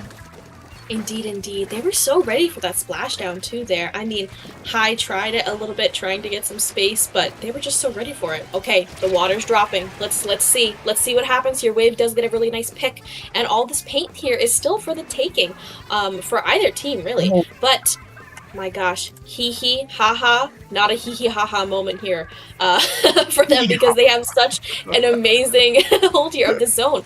Okay, the Booyah Bomb's gonna come out here from High. Now it's a 2-down situation here for Haha CW. Are they gonna be able to cap the zone though? I think so, because somebody did just get splatted onto it. Yep. Splashdown just to confirm it there. They're able to take control of the zone here on the side of High. The crab's gonna pop just for a little more assurance, for some more. Wave. Okay. They did deal with that reef slider very well, but no more crab on their side. And because of that space, even though they didn't get a pick with the reef slider, it gave their team enough momentum here to get the zone out from under High's clutches. Oh yeah, I can see why Strike's opting for Splash here, because its paint output is just absolutely amazing, and having that crab cake to just potentially survive Reef Slider, it can definitely give you opportunities given how much value it's been getting through this set here. But also got to give our shout out to the E-Leader here, as it's a very strong on this map. There's not a lot of cover to hide behind. That bow goes for a little bit more, a little bit of greed, but hey, that's what the E-Leader wants you to do. Just wants you to expose your little, how do I say it? Your little limbs outside, so you just get caught out. But Strike just landing on top of the roller with the crab right there. Oh man, wow, that is a body slam if I've ever seen one. A little love tap for the crab. But we can see Wave here opting to jump out. Very, very smart decision here. Getting, oh wait, Rossi just got taken out. I was about to say, who just got taken out there onto that zone? That's gonna give Haha CW a lot of room to work with here. The Chump's coming out. Okay, Imp's going in with that splashdown. It gives a little bit of room. It gives Haha CW something else to look at other than their teammates. It gives Ralsei some space to move up, reposition with their E-Leader, which is gonna maybe get that pick onto Wave to punish that Reef Slider, and they do, but Vamp is ready to punish them right back. A bunch of back and forth there, but still, High are having a lot of trouble getting into the zone. 2 minutes remaining, and they have to make a push now, basically. Oh! Yeah, for sure, and just you fall into the bomb right there. Just, again, the bomb, just bombs, I feel, are so underrated and just so powerful. Just, they put so much pressure, and if they can catch people out, and they just basically walled out the area in front of zone because of how they're able to position and throw those bombs, as well as where the bodies are placed. I think Vamp was on the ledge right there. It was, okay, well, take your pick. The left ledge of where you get slammed by a roller, or the right side where you get exploded by a bomb right there. That's how Haha CW takes it home. It is. It's like a pick your poison type of thing, where you're ready for drops from both sides, and you just can't really do anything against that. You don't really know what to go into that with. So a very, very beautiful set there. Haha CW taking that win, which is technically a reverse sweep. If you want to think of a 3-game set as a reverse sweep, because High won that first game, and then Haha CW won those last 2 games there. So many claps for them there. They had quite a lot to go up into, especially with the matchup into the E-Leader. I feel like it's such a tough one, like for the bow specifically. It was definitely gonna have to come down to positioning. Like, stay out of the E-Leader's range, maybe bait them into shooting you, and then your teammate follows up off of it, like we saw at the end there with Vamp and Wave, I think it was. It's all about, picking out who's giving you the most trouble and how do you maneuver around that. And I think Haha CW won this because they adjusted so well into High. Yeah, for sure. The adaptation, especially from Wave right here. The Stamper's doing a good job distracting, but no, that E-leader side for Rosai is just so good there. But you know what? Just constantly being a thorn in your side, just being in the spawn right there with the Dreadringer, because not only are you putting a lot of chip damage down, but you're causing a lot of havoc right there. And another pick on the E-leader right there is just absolutely critical for holding this zone right here. But I feel like we get into this little bit of a wait, never mind. Okay, I was gonna talk about how there's a Scooby-Doo situation, but never mind.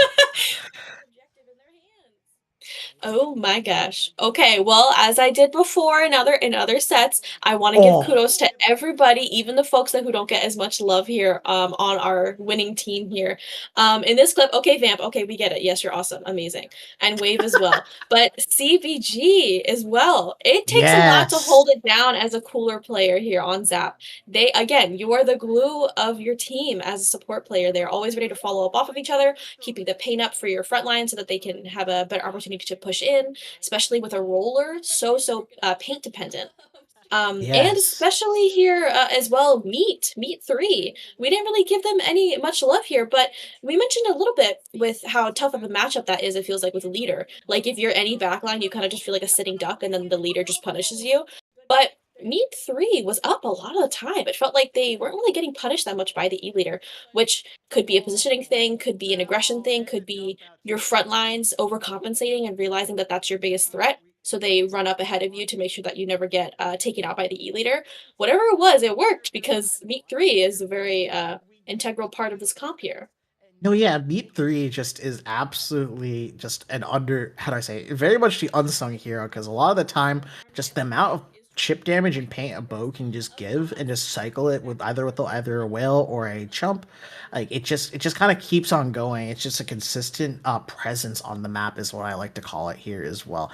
But Meat sometimes did greed a little bit too much right here, and unfortunately the leader was able to capitalize on it. And that's kind of like how do I say it? What makes Bow so unique in the sense of it's a backline that primarily focuses on painting, but it's able to hit you around corners. And there are times where you are able to hit that shot. You got to have some confidence here, Grace, if you're going to be playing a weapon like that as well. And sometimes you just go a little bit too forward and you have a bow moment. Yeah, that is just unfortunately how that happens. But yeah, praise to Indeed, them here. And I indeed. think the chumps also distracted Strike there for one of the clips there as well. So yeah, that's also Oh. another utility right there. That is just unsung. You gotta watch out for the fake chumps here as well. Yes, no, it's an embarrassing amount of times where I will see the jump come out and I'm like, it's a jump. Hmm. It's not a jump. What how long have I been playing this game? And I'm like, oh, there's a jump. What is there 50 jumps? Where are they all coming? Like I'm just a little boy. Um so um okay, Neptune. We've had a lovely time on this lovely set. Many sets, 3 of them. 3. But our time is up. It is devastating, but we have another lovely pair of commentators who are going to be following up here. It's going to be Kyon and Rose of Battle. We love them so much, and they're going to be taking you in through Inkopolis, the Inkopolis bracket here. They're going to be starting in quarterfinals, taking you all the way through here. So, Neptune, we've got to wrap it up. We've got to let these folks get on the mic and talk about how maybe their wife is also Scourge Clan Blitz, and then I'm going to have to talk to her because I thought we were exclusive. But anyways, where can the lovely people find you? Like, shout yourself out. Like, yes. Yeah, you can find me at Neptune-TV on Blue Sky. I've been playing some Raiders recently. I've been trying to make some content for it, but regardless, you see me here at CCA doing production stuff, either on the mic or behind the mic, if you want to say that. Either way, I'm always standing behind the desk here, just doing something with CCA, because I have a lot of fun here. Collegiate scene, definitely underrated. But enough about me. What about you, Grace? Where can the people find you? Instead of shouting myself out, I'm gonna shout out Elan, a local that is happening in Philly in October. Philly Splat. It's gonna be October 10th. If you're in the area, if you're maybe in New Jersey, somewhere around there, any Pennsylvanians or Philadelphians in general, please come out to the Squibberty Bell. It'll be very, very fun. Again, Philly Splat on Blue Sky. You'll find it if you search it up. Just come out. I'll be staffing it. I'll be there. For sure, we love our lanes here, but I think that's enough of our time here. We'll be back shortly with new commentators, Kyon and Rose of Battle, as well as the start of the Inkopolis bracket stage. Stay tuned, folks. You don't want to miss it. See ya.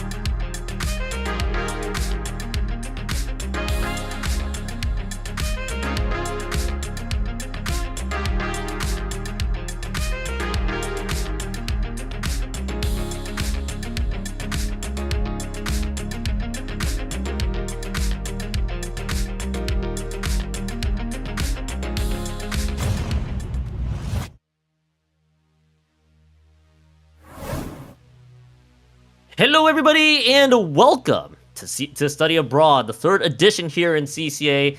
My name is Kyon. With me on the other side, I got the direction right this time. The one and only Rose. Rose, how are you doing, by the way? I'm doing so good. I am ready to be, I guess, a spectator to the study abroad program here. It's been a long time since I've been a study abroad, and I miss it. And I think, like, to be fully serious, I actually think this is such a cool format of having people who are not on their college teams together, but are all, they participate in CCA. Or in some cases, some have just graduated from college. This is their first summer post-graduation.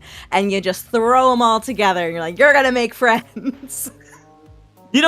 So I wish this was an actual thing back in my era of college. I'm going to put myself out there right now. When I graduated college, Splatoon 2 wasn't even out yet. I was already gone at that point in time. So if Splatoon ever decided to time travel back into those college years, that would be awesome. That's that's just a dream. I love this I love this format. I just love the free agent, put them all in one team. Hey, you're all gonna be making friends now, and let's just deal with it. After these two teams are gonna be ready to figure that part out, especially as we swap divisions over now to the Inkopolis division. That is Coco versus John Rod, or Cocoa, because that's how my brain's gonna just start pronouncing it today. That's the matchup that we're gonna be seeing here today. I look at the names here because obviously, these are all teams being thrown together. I recognize Uame for sure and Okamu as well. I'm not sure if there are any names kind of strikes out to you when you look at these teams, Rose. I definitely know. I'm assuming SNT is also Surf and Turf, that team. Gudra, who I think I've seen around. I've seen Alex. I believe that's from the team Vector Cry as well. Of course, all of these players also play for their own specific college teams and whatnot. So everybody on Cocoa and John Rod are also playing in CCA. For example, John Rod, we've got Comrade from FSU. We've got Sleepy 10 from Bentley University. Butcher plays for California State University, San Bernardino. And then we also have Mutsumi-chan, who plays for California State University, Long Beach. Whereas over on Cocoa, there's, Okamu from Ohio State, Gudra from University of Texas at El Paso. We've got UCD, San Diego for Oame, and Alex over at CSU San Bernardino. And with that said, we're headed into our quarterfinals best of 3. What do we see here, Kyon? Right out of the gate, we got some pretty standard weapons here. I think the weapon that strikes out to me right away is Comrade on that on the Bulb's Tri-String. That's the one with the inkjet. That I've seen my fair share of Tri-Stringers in the past couple of weeks alone. It's gonna be so much fun to watch that in action, especially with these players kind of just dapping it up right now. Both teams basically combating for the zone right away, and of course in the Umami Ruin zones, the 2-zone map with a very interesting shaped zones, if you will. Here, Rose, it is gonna lead to control in favor of Coco. Or Cocoa, if you will. And right now, so far, both teams kind of stuck in neutral for a bit. Cocoa has the first zone cap to start us off here, Rose. Yeah, everybody is up and alive right now. Strikes coming out for John Rod. They are starting to go in, but one player's going to go down on each side of the scoreboard here. Mutsumi-chan gonna use this hammer, but it does not go on in their favor. Points are still ticking down for Cocoa. John Rod does not need to panic just yet, but we are halfway through the points for splat zones. If at least they could just neutralize one and just hold that until they can get set up to take both zones here, but it is looking dicey right now. Dicey for sure, especially when the Tetris dropped. They had Reef Sliders readily available. Now they're going to have to use pretty much every resource in the book. That's going to be an Ultra Stamp and the Trip Strikes that are going to get burned right away, but there is going to be the slow escape. 2 members actually drop here, Rose. That will be the zone flip. John Rod at least holds the line for a few moments. Gudra had other ideas, though, as Sleepy 10 and Mutsumi-chan both going down just like that. Butcher and Comrade was able to fight off players, keep things in a neutral state here. 3:15 left to go. Amazingly enough here, Rose, John Rod was able to hold the line, even though Gudra did everything in their power to make sure that they don't get more points off of it. Gudra really just single-handedly stopping things for a bit until they themselves got stopped. However, if you're John Rod at this point, you need to make sure that when you get your real big push going, you're going to have to hold that for a long time without losing the zone if you want to very quickly get down to 16 units or below here. Cocoa is going to have a massive penalty point section they have to count through. But you can see, I always say, these do count down faster than 1 second. And with a wipeout coming out, this might set them up very, very well to hold this through the penalty points. With the way they're positioned right now and the way the specials kind of building themselves out, which is basically, I think, halfway through for all 4 of them, this is going to be pretty solid control for Cocoa. Again, there's the Tetras. The Reef Slider is gone, so there's 3 specials left on the board right now. The Ultra Stamp, Think Jet, and Trip Strikes. Everything has to be basically burned to keep this push alive as Mutsumi-chan stamps Okamu out, but Gudra is able to fight back. The delayed wipe is secured, and Gudra was able to clean everything up their rows. And just to get this best of 3 started right away here, it is gonna be Cocoa taking home the first game in the best of 3. Starting off strong, Cocoa came out and played very, very aggressive. Of course, we saw Gudra get so aggressive there, but the entire team played that together aggressively, and that is really nice when you have everybody on the same page for what kind of pace do we want to take this. Are we going to play it a little bit more slowly and carefully, or are we going to go out like all together knowing we are throwing the resources down? I think that it adds an interesting element to this specific format. I know we already talked about it like in the beginning of this set alone. You're basically 4 players you have probably never played before, or if you did, it's only going to be in 1 or 2 Anarchy series or X or I don't know why I said X rank. No, it really is just Anarchy at that point. Yeah. So for just trying to get your bearings together, especially from the start of the tournament into now, it really looked like they're just a well-polished team that understands their role, especially with maybe you're playing these players you just aren't used to playing before, and now you kind of figure out along the way, starting off from the group stages into now, you kind of get to see how it all plays out then and there. So that is Cocoa's game 1. Again, huge shout outs to Gudra, who was just dishing out damage after damage from that first stage. And now, Rose, a tried and true, you have probably experienced it multiple times in your throughout. It's Inkblot Art Academy Tower Control coming up. This is gonna be fascinating because John Rod will need to win this stage to at least keep the set going. They do. I feel like going to Inkblot is just right for CCA. We're going to school. Oh yeah. Hitting up the Art Academy here. We've got a lot of the same stuff coming out here. Mutsumi-chan is still gonna be rocking that Luna with the hammer and whatnot. And I think we didn't get to see a whole lot of very strong hammer action in the last one, but I think this map stage combo, in particular, so great for a Luna here. Going to be very, very aggressive. But the Slosher from Cocoa might also do very, very well here. Opening up right now, in the first 30 seconds, we've had players go down on both sides here. We've got trades going out. Not a whole lot of major one-sided map domination at this point, but Cocoa is leading off like the stronger team to begin. Kind of a slight departure, if you will, than what we're used to seeing here. I think both teams are trying to get a good feeler for how to get the first game, basically 45 seconds into this one going. It looks like Cocoa found a way to break through here for sure. So especially with 77 points, pretty much the first checkpoint gone right away. Now how did they expand this a little bit further? Look at the positioning of Alex, by the way, trying to pull Comrade out of the board along with Sleepy 10 for sure, as Sleepy 10 I think just also dropped immediately. There's still the lurking Alex with those dualies, trying to do a lot of damage, a lot of distraction tactics, if you will here. Rose, Mutsumi-chan trying to do the same, but there's a lot of players from Cocoa striking big. Gudra gets the pick onto Sleepy 10. That eliminates them. The 2 members have dropped here. Rose, second checkpoint, and a whole lot more coming up for Cocoa. Yes, that very strong control of their opponent's plat at this point. Getting past that second checkpoint is key. They haven't gotten past the final checkpoint just yet, and they are going to start giving up some ground, but not so much ground. They're still holding that left stack area. And again, Gudra putting out these Zuka shots, not able to actually get any picks there, but still putting on pressure. They haven't lost control of the mid, and that is so important because John Rod hasn't been able to move that tower or themselves back into mid to start their own push. Yeah, this is a classic case here Rose, where we're kind of seeing basically John Rod stuck playing defense for 2 minutes and a whole lot more, and it's the worst place to really be in right then and there. So you have to look to in this case Mutsumi-chan trying to basically poke them away and make sure that they don't get a chance to push. Now you finally get to see points on the board here with the ultimate being burned right away, trying to stamp their way through and not able to get the pick onto Uame. Uame shuts them down.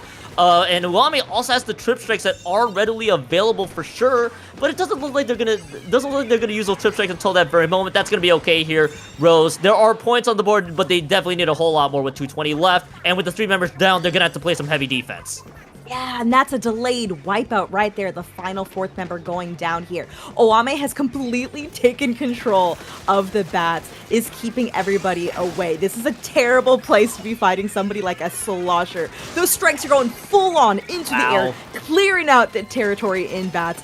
And this is very scary for John Rod. Owame is on a tear right now, sloshing left and right, up and down, taking control of the entire area. Cocoa trying to full send this right now. They have been losing members, but they have not been losing speed, Kyon. They have also not lost Owame, who is still in the base, and they can't find any picks here onto Owame. I think that was at least 7 members that have gotten dropped to Uwame's bucket, all in just the 1 life. And this is doing a lot more damage. Mutsumi-chan with a perfect direct at least stalls him out. Literally, you saw from the scoreboard right there, Rose. 1 point remaining is the scoreline. I mean, at this point, it's almost more than a mountain they have to climb here just to get points on the board and even get past the 2nd and 3rd checkpoints, if you will. You have to look at the special usage that needs to be used here.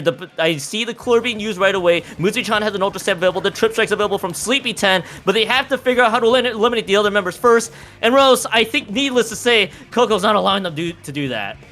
No, 1 minute for John Rod to make something happen. And they really do need to make something happen here. I think it's just been so tough with how Cocoa has been dominating the map control here.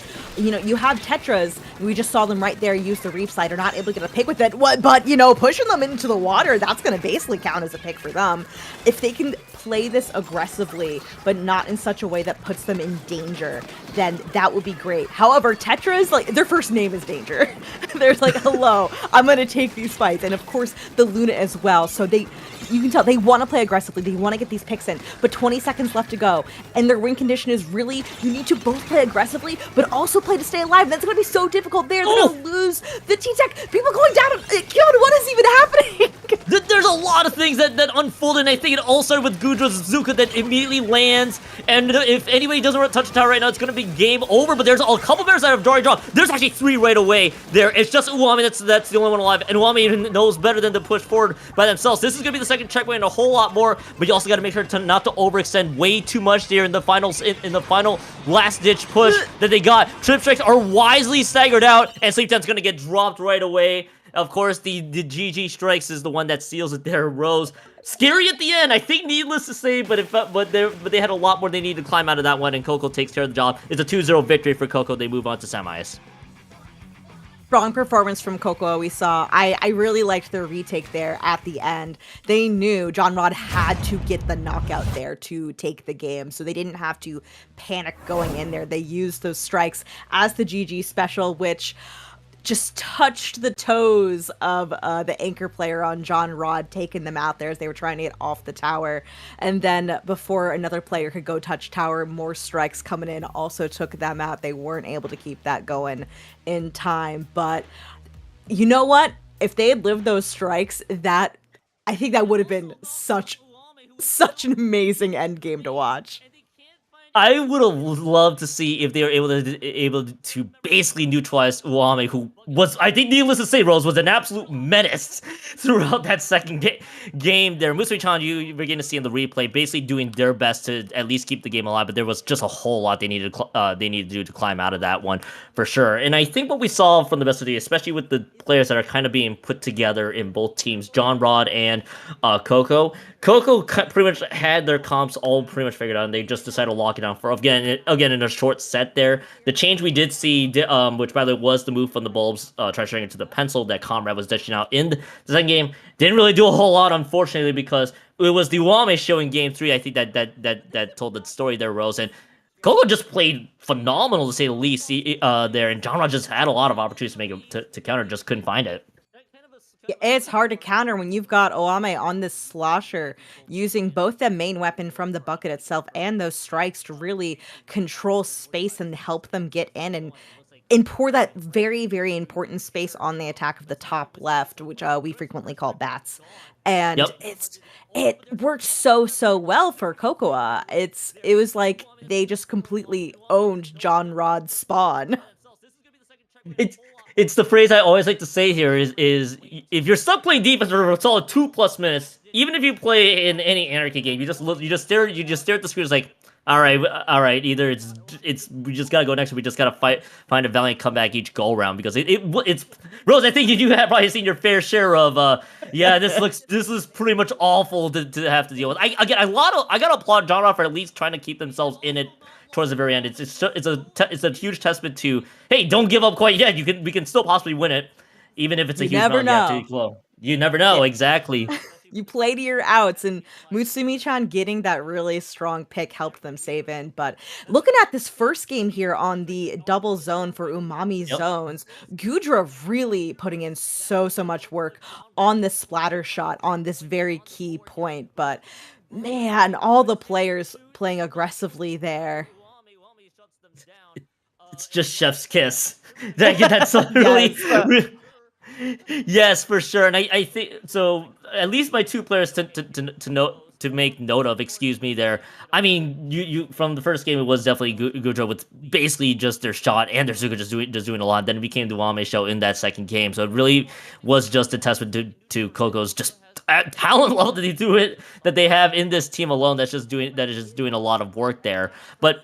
Even though we've been gassing up Coco a lot, I mean, John Rod at least gave a valiant effort throughout the board here for sure. I mean, I gotta give my props to them the same way. Of course, Comrade, Sleepy Tim, Butcher, and Mutsumi-chan from CSU Long Beach. Again, apparently California is home to a lot of really strong players overall. By the way, just want to point that out here too. And I think Rose. It was kind of a very fun best of 3 that we got to see right away, though. All things considered. It was strong quarterfinals. And yeah, now that I am looking at this, there were a lot of players from California. What is in the water there for right? Splatoon players? Do I need to move to California to get better? So I speak from my own history with being in the CCA. Actually, dating all the way back to season 1 of the league, by the way, too. And I think the university that stood out to me has been UCSD. That's where Uwame was. It was from his son. UCSD has been a constant top team in CCA for quite some time. Obviously, they've gone through a lot of changes throughout because as the saying goes, you can only keep playing CCA until you graduate. Actually, that's just me that invented the phrase, but not entirely the point. But true. But I'm not wrong. Your years of eligibility does run out there for sure. CSU Long Beach was another one. San Diego State, I definitely remember being participants. You mentioned before, but as you mentioned, maybe these California players are just amazing to watch overall for sure. Well, we got to showcase Uame and definitely Mutsumi-chan from that first set. Yes, I might join you if we had all the money in the world. We gotta go over there and get ourselves trained up for it. For real. Man, but don't worry, Rose. We got our next set coming up here. It is an aptly named.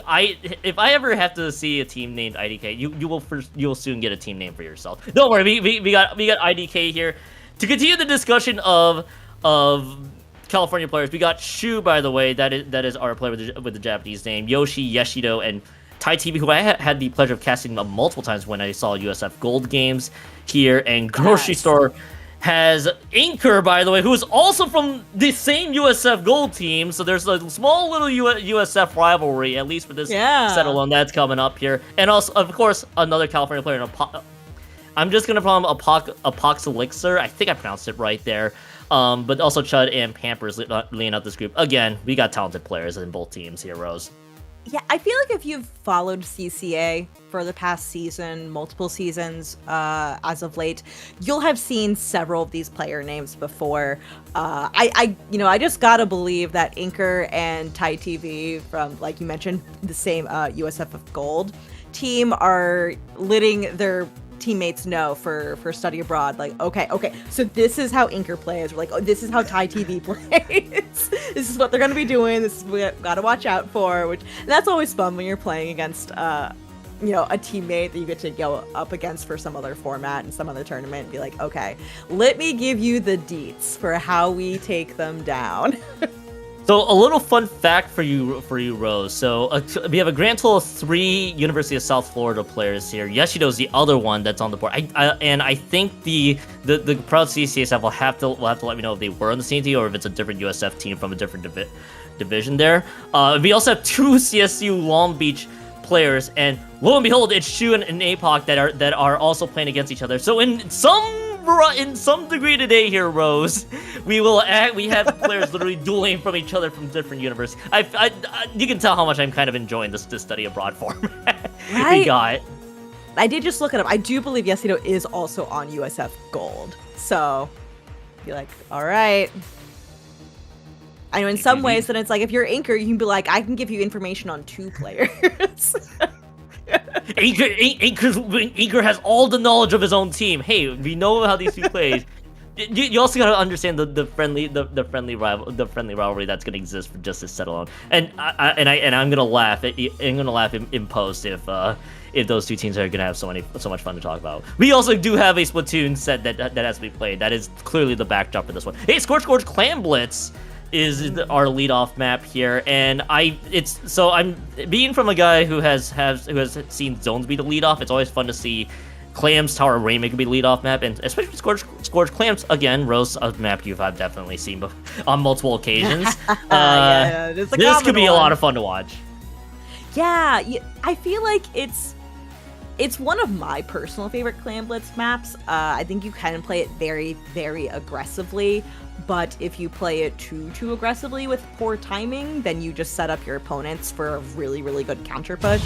So it's very much a push and pull. So we'll have to see exactly how both IDK and Grocery Store approach this push and pull from the beginning for the first game of semifinals.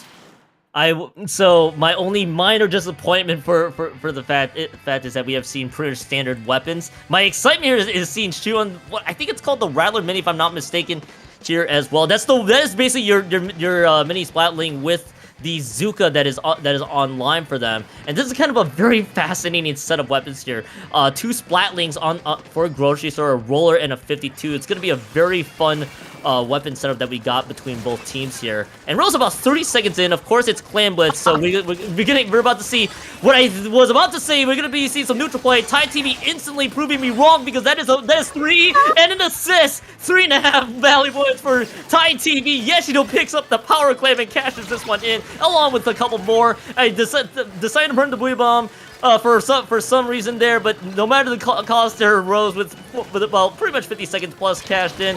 IDK has already gone down to 65 points remaining off of an explosive start from Thai TV. Thai TV again. Thai TV is like, Keon, what are you talking about? I'm on Carbon Roller on Thai TV. There's nothing neutral about this. I'm going on a warpath, and it has not stopped until just now, but I took somebody with me. Not past that 60 units remaining just yet. I don't know. They're not going to get another one in. There's no way they get that in just in time. But Thai TV still lurking right under the enemy basket. It's going to be very difficult for Grocery Store to get in here. But I think it's very interesting, the double Splatling comp. I think it's partially just because of what these players play. I think I've mostly seen Pampers on Nautilus, if I remember correctly. But that can be very, very aggressive. We've got 2 rollers on both sides. But looking at this, IDK, I think, is just, this is set up for them to play much faster and more aggressively. But right now, momentum switching back to Grocery Store. They could get something off of this. Many people going down on IDK. I think we're going to see the turns tables, as we like to joke for the saying, back over to Grocery Store. Look at them go. the turns may have tabled or the tables may have turned, however many phrase we want to use there. Unfortunately, biting off a little bit more than they could chew. I gotta applaud the effort though, trying to get the one last clam for the immediate push there. But Grocery Store not able to make it count there with the clams they had in store. And Rose, now it's the fable. Both teams now gathering clams, trying to get themselves all recouped here. And I'm wondering how this double splat lane comp is gonna play out in fruition. Yes, you have a roller and a 52 to kind of round things out here for the group, but for Grocery Store, I think this could be a very defensive, probably range-heavy setup that they have going on over here. As we did get to see the jump here from Elixir, and the wipeout, I think he just fell out of bounds entirely. A self-imposed wipeout, if you will, there, Rose. And what I was going to say is this is going to be the chance for Grocery Store, possibly to make it count with their range, and they get themselves wiped out, and now IDK is about to push forward, potentially. Going back and forth right now, still firmly in IDK's control, holding onto the mid area very, very well. I like where Yoshi is set up here on the central tower, on this pillar, being able to poke, look at both sides here, just being able to, both put actual pressure with that weapon, but also keep an eye on things for the rest of the team. And as I mentioned, IDK has a lot of these more fast-moving, very aggressive sort of weapons. TyTV looking to set up, make some magic happen yet again. Only going to get one off of that going for a trade. But still, we do have a squid advantage over for IDK. Yes, is charged up that Booyah Bomb, holding it, trying to get the rest of the team in, gonna launch that forward. TyTV is gonna move in with that while the rest of the team gets the clams ready to go. Yoshi does have that power clam, maybe throwing that in momentarily. We do also have some other clams ready to go. Basket is broken down to 52. There are so many clams in hand right here, going down all the way to 34. Can we get a 31? We might shortly if Yasudo's able to get in time, but it might not be worth it. They've lost a little bit of space. Able to get in. It's still going down. TyTV able to throw in a couple more. Yoshi has some more in hand. This looks awfully scary to try to get in. They might be overcommitting resources right here. More specials coming out, but when you see that timer down to 13 points remaining, you're just like, I just want to throw in a couple more, but that will close. 30 seconds left to go in the match. No points scored for Grocery Store. What can they possibly do to set up to get below 13? Right now, it's basically getting their members up and then also having to get the picks they need, especially with specials that are available here. Rose with 10 seconds left to go. Now they only have a free clam back at base to take advantage of. Pamper wants to make sure that there's an opening that's available for them, but they have also lost way too many members to make it count. Here as we get to see IDK, I think TyTV is just gonna close this one out. That's gonna be the game. That's gonna be the game here for IDK. Pure dominance from minute one. There, Rose. IDK, taking home stage one. TyTV opened that up with an explosion that the entire rest of the team kept going throughout the momentum of that map. Even when they lost map control, Grocery Store was not able to check out over at the cashier station. They kept getting close, but did not be able to pass through the line to actually ring themselves out. If Grocery Store, unfortunately, just not able to basically get out with their deeds. They're not able to cook up anything at home because they kept getting shut down each time there by IDK, which, I mean, I guess you now know, you should know now. I don't think you can play the IDK card for way too long, for sure. A lot of props really to TyTV with that amazing start there as well. And if there's anything that we have known in the competitive Splatoon here, Rose, if you enable your carbon roller to do good, to do a lot of work, a lot of good things will happen. And I think that was just a textbook example of what we just saw there from IDK. It was, and they'll be moving on to Ship Shape Cargo Company on Splat Zone. So, shutting down the carbon roller. What can Grocery Store do to limit TyTV's influence on this next game that they do need to win if they want to have a chance of moving on? I think the way we've seen it before is TyTV, as you know, and if you're playing Carbon Roller very well, you can basically sneak through and use the ink that your team is pushing down right now. What we had, the 52, and I think it was the other team, excuse me, that I had. But either way, they had a lot of paint to help support TyTV just to do a lot of damage, and I think that was a very Carbon Roller friendly map as well. So if there's anything to the bag of tricks that Grocery Store needs to do, this is a map that has a lot of cheese potential if you want to bring out a weapon with a Reef Slider as well on the board. But I think that's going to be something that they'll have to deliberate here for a bit. And especially with this being a best of 3 here, Rose, this is where the margin of error starts to get even smaller and smaller compared to what you're used to. You usually have a couple more maps to figure out your bearings. Not usually the case here in the best of 3. One more loss, it's game over. As the change that I'm seeing here is APOC basically switching over to the vanilla Octobrush. I think it's exactly the same weapon setup for IDK. So again, they're gonna have to focus on shutting down Tai TV as much as they can and shut down pretty much the rest of the paint output that IDK is dishing out here, Rose.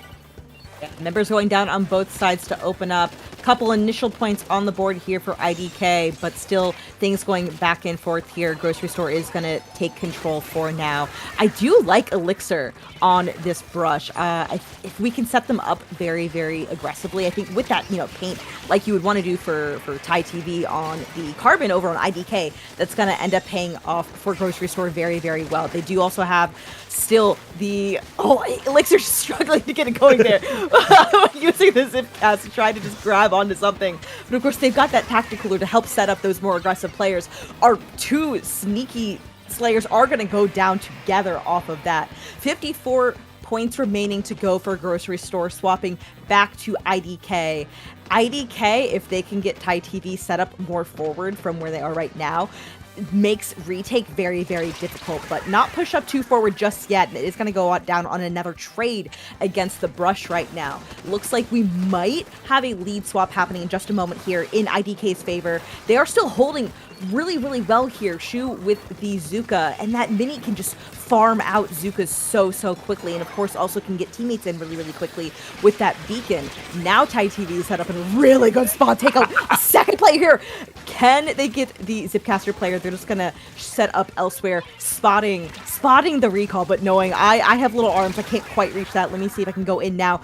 Get it on a trade, counting down to 10. Can Grocery Store cap this just in time? They do. That Booyah's not going to come out in time for IDK to keep control of the zone. Grocery Store has a second chance. Grocery Store still has a lifeline right now, but that lifeline is starting to look smaller and smaller, especially when you allow Tai TV to get a double just off of the corner while basically sharking for it. So a lot of things that Grocery Store needs to do is continue to provide a lot more pressure, a lot more aggression against IDK right now. If Tai TV is still allowed to do what they can with that card roller, it's going to be absolutely dangerous.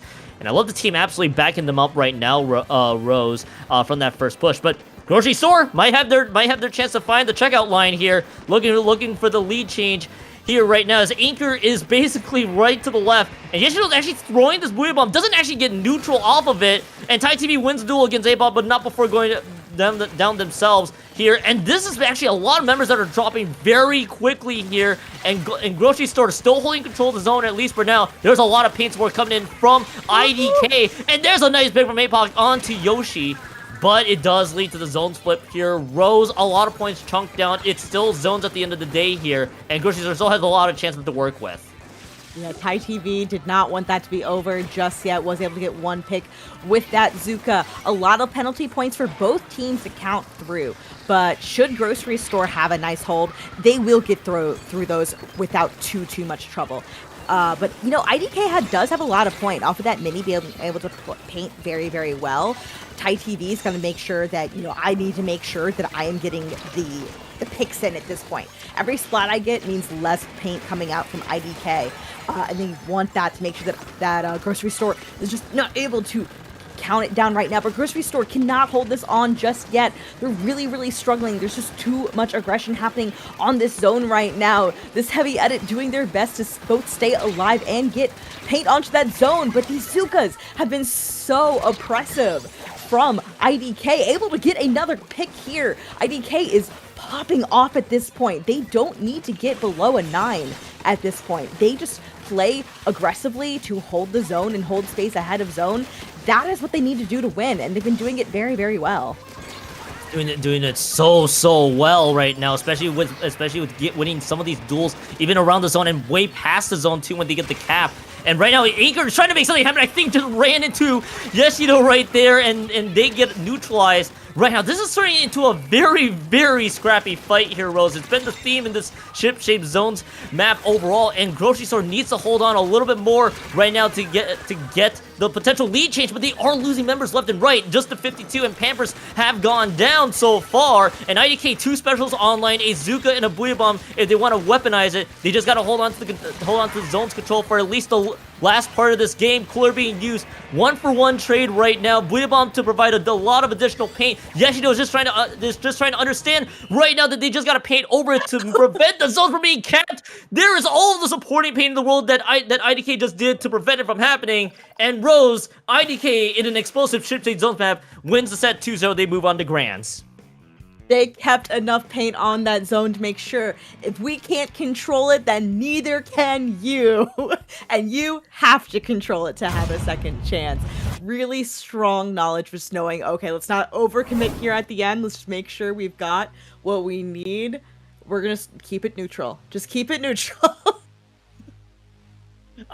I love the fact that with how crazy the fights kind of happened in ship-shaped zones. I think you and I both saw one or two down in each succession. Nobody really had a one-sided affair.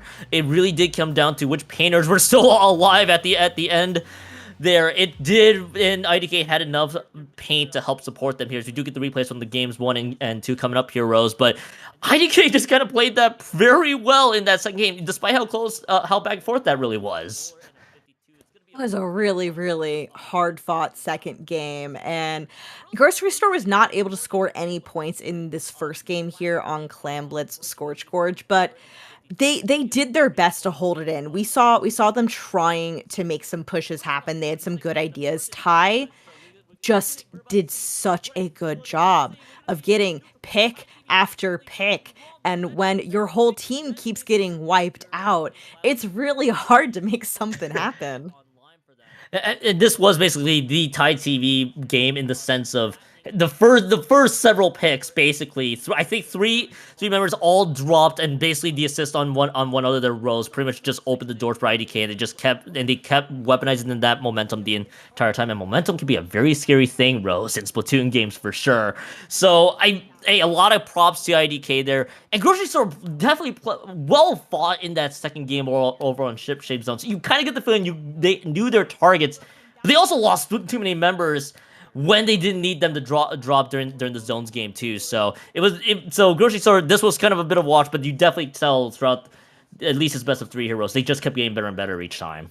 Just didn't make it work. Yeah, you got to wonder if this had been a best of 5. Like maybe they could have kept turning the tides closer to their favor, because this map was pretty back and forth between the two of them. Of course, we had the sequel of Tide TV popping off here, getting splat after splat, but I really liked Octobrush. They got some really good picks. We saw a lot of trades happening between them and Carbon Roller. And those two weapons just play pretty similarly. Sometimes though, you go down against the Carbon when your team really needs you attacking something else. So sometimes it's like, oh, this was an awesome trade, and sometimes it doesn't feel quite as momentous of a trade, and sometimes you really don't know that until 30 seconds have passed, and it's like, oh, my team really would have needed me for this push. Unfortunately, I got traded out. And you kind of get the sense that they had to invest a lot of resources to just neutralize Tide TV in the zones game overall there too. You saw, like, I think it was Elixir basically, or APOC, or however I'm gonna pronounce it right there, Rose. That I felt like their duty at the end was, how do we neutralize Tide TV each time? And more often than not, it's either a trade or they win and then they get splatted out anyway. So it really effectively came down to a trade. But you kind of feel like if they were able to clamp things down, maybe early parts of it, we could have seen the forced game 3 to basically turn it all, but that's all a bunch of what ifs there at the end there, Rose, for sure. End of day, IDK going on to grand finals. They get to play the grand finals team in question here, which is literally called It's Rating Time.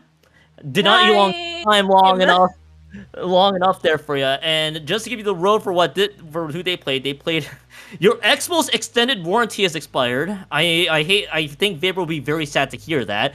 They did take out Coco earlier, the team we saw on stream earlier, and now they get to play its rating time. They were both 2-0s. So Rose, good news for this one. Best of 5. Now a lot more room to work with coming into Grands. Yeah, when you go into that finals, the best of 5, and maybe that first game, you gotta play for the win. Any game you go into, but that first game you can use as a sort of okay, we're going in with what we want to do, and then at the end of this game, we'll figure out, okay, what wasn't working here, what was really kneecapping us, or what can we do against this next team. We do also, these are not counter picks. We also have, a set plan for, we know we're playing on these maps for the finals, for our best of 5. So we kind of know, okay, this is sort of what we can plan for, and you can just readjust pretty well. You have a little bit more time to figure out what do we want to do moving on from game to game. Especially, and I'm sure a lot of these players are going to be very conditioned for how to deal with a lot of these best of situations here, too. Especially in CCA League format, you got best of 7s and best of 9. So of course, when you shrink that set a little further, less room for error, effectively. But now you got one more game you can work off of, basically, Rose, to figure out your strategies overall. And I'm sure for our team that we're getting to see here, this is basically a team featuring 2 California players that I recognize right off the rip here. It's basically Lav from UCSD, of course, the same UCSD esports gold that I've been referencing. Galanka from Cal Poly Pomona. You got Mario from Worcester. I hope I pronounced that right. You got it. Institute. And the New Englander, but it's close enough. Pennsylvania State University. It's Type Nova, who, by the way, graduated this past spring. Congratulations to you. For sure, but you are still stuck in CCA land because you wanted to play in this tournament after all. I'm doing my post-graduation abroad trip, actually.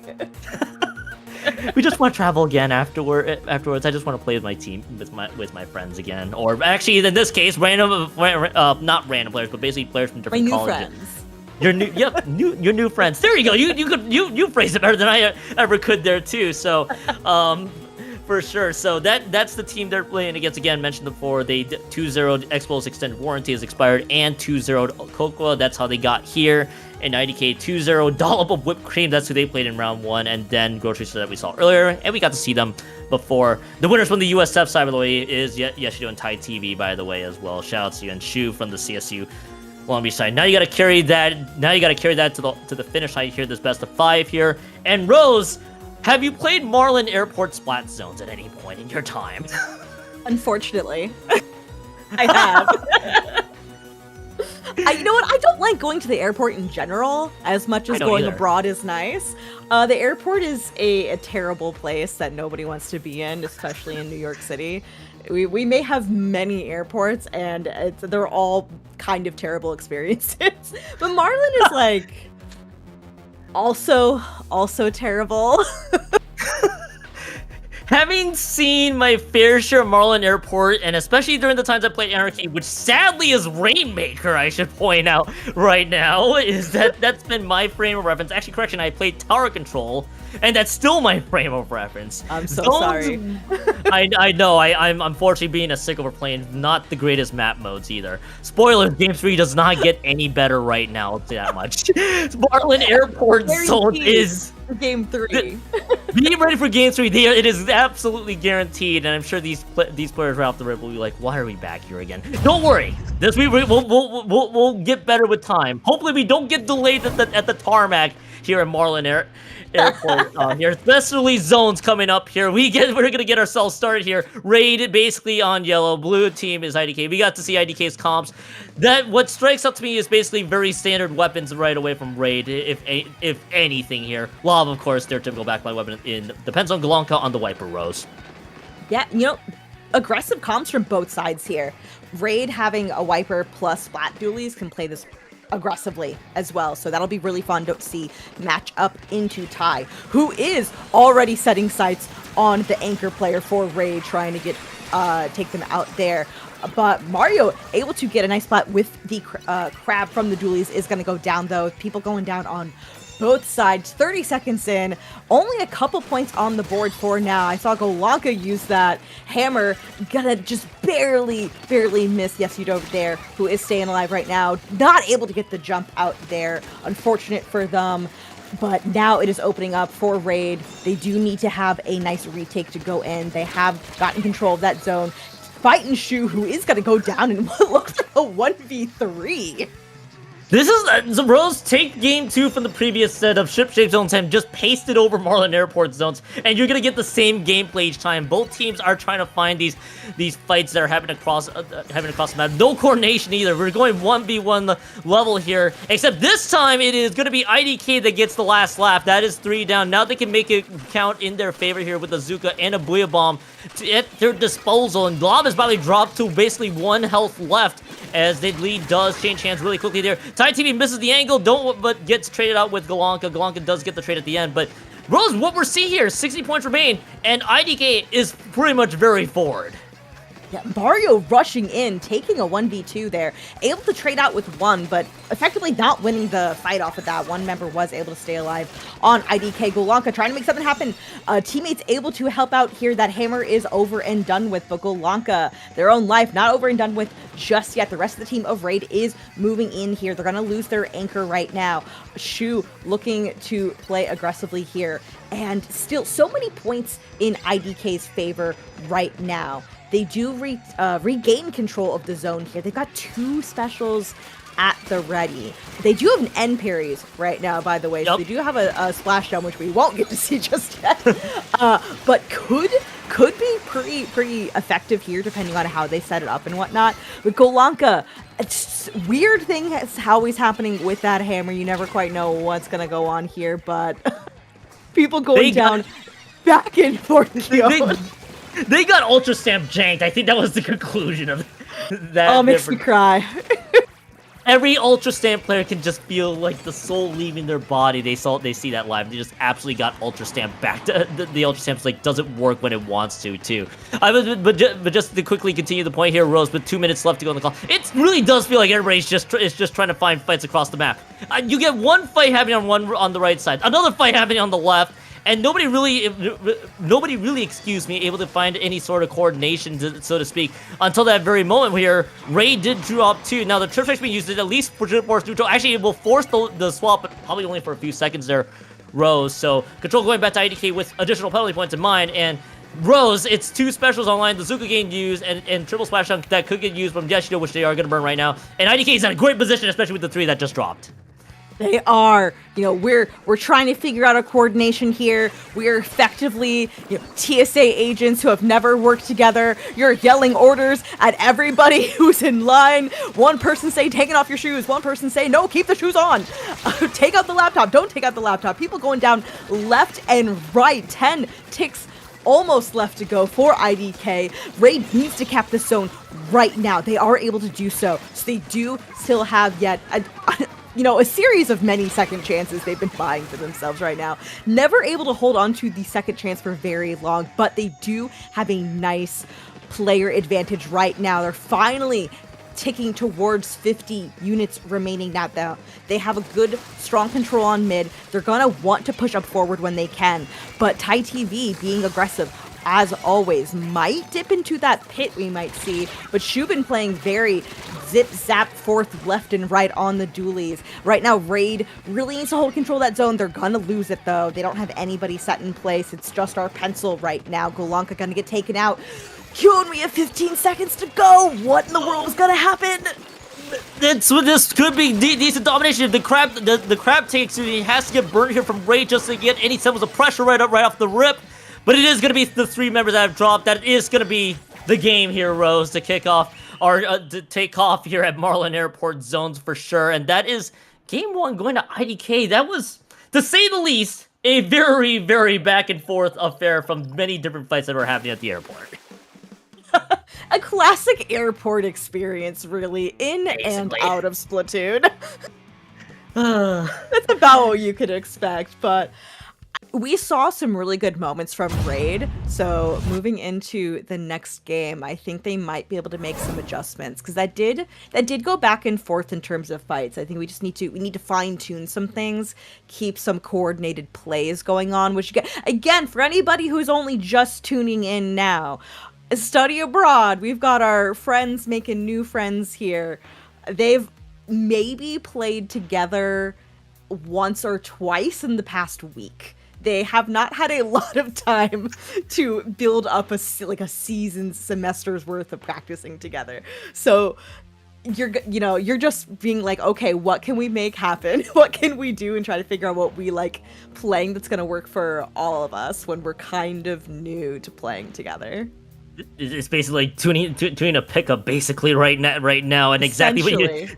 And exactly, your analogies are on point again because this is basically they barely even had even half the semester to get themselves ramped up here as well, and they only really had a week to make it all count. So it's basically playstyle adjustments on the fly for both teams, and massive shouts to both teams. Basically every individual player that can make it work here. We load into Inkblot TC, the calm before the storm. I will tease there for sure. And the only thing that has changed hands. There is Shu with the Zinc mini Splatling with the bubble, which I am unironically a huge fan of. So I want to see if any bubble usage does get used here to either support push or to play defensively here. But Rose back to a standardized map here in 8-Watt TC, and if anything for Raid, this probably would be their best chance to make it count here, especially with the compositions they have.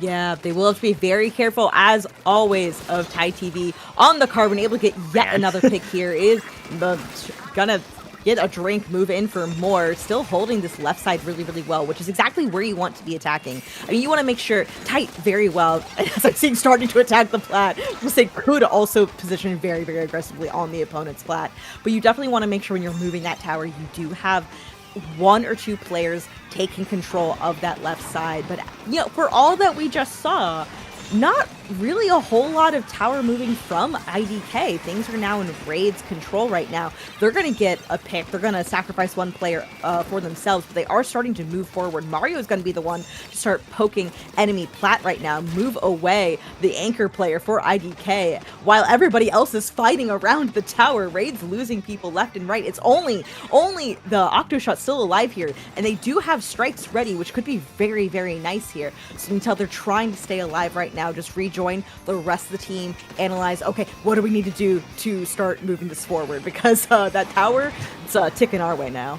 Yeah, it's actually kind of a very fascinating start. You kind of saw from maybe less than 30 seconds into the game, you're like, all right, Tai TV is doing Tai TV things. Could that be a little push for IDK? But there was so much like yellow paint on the board from Raid around neutral, so that kind of just slowed things down a little bit. There wasn't much they wanted to take advantage of right away.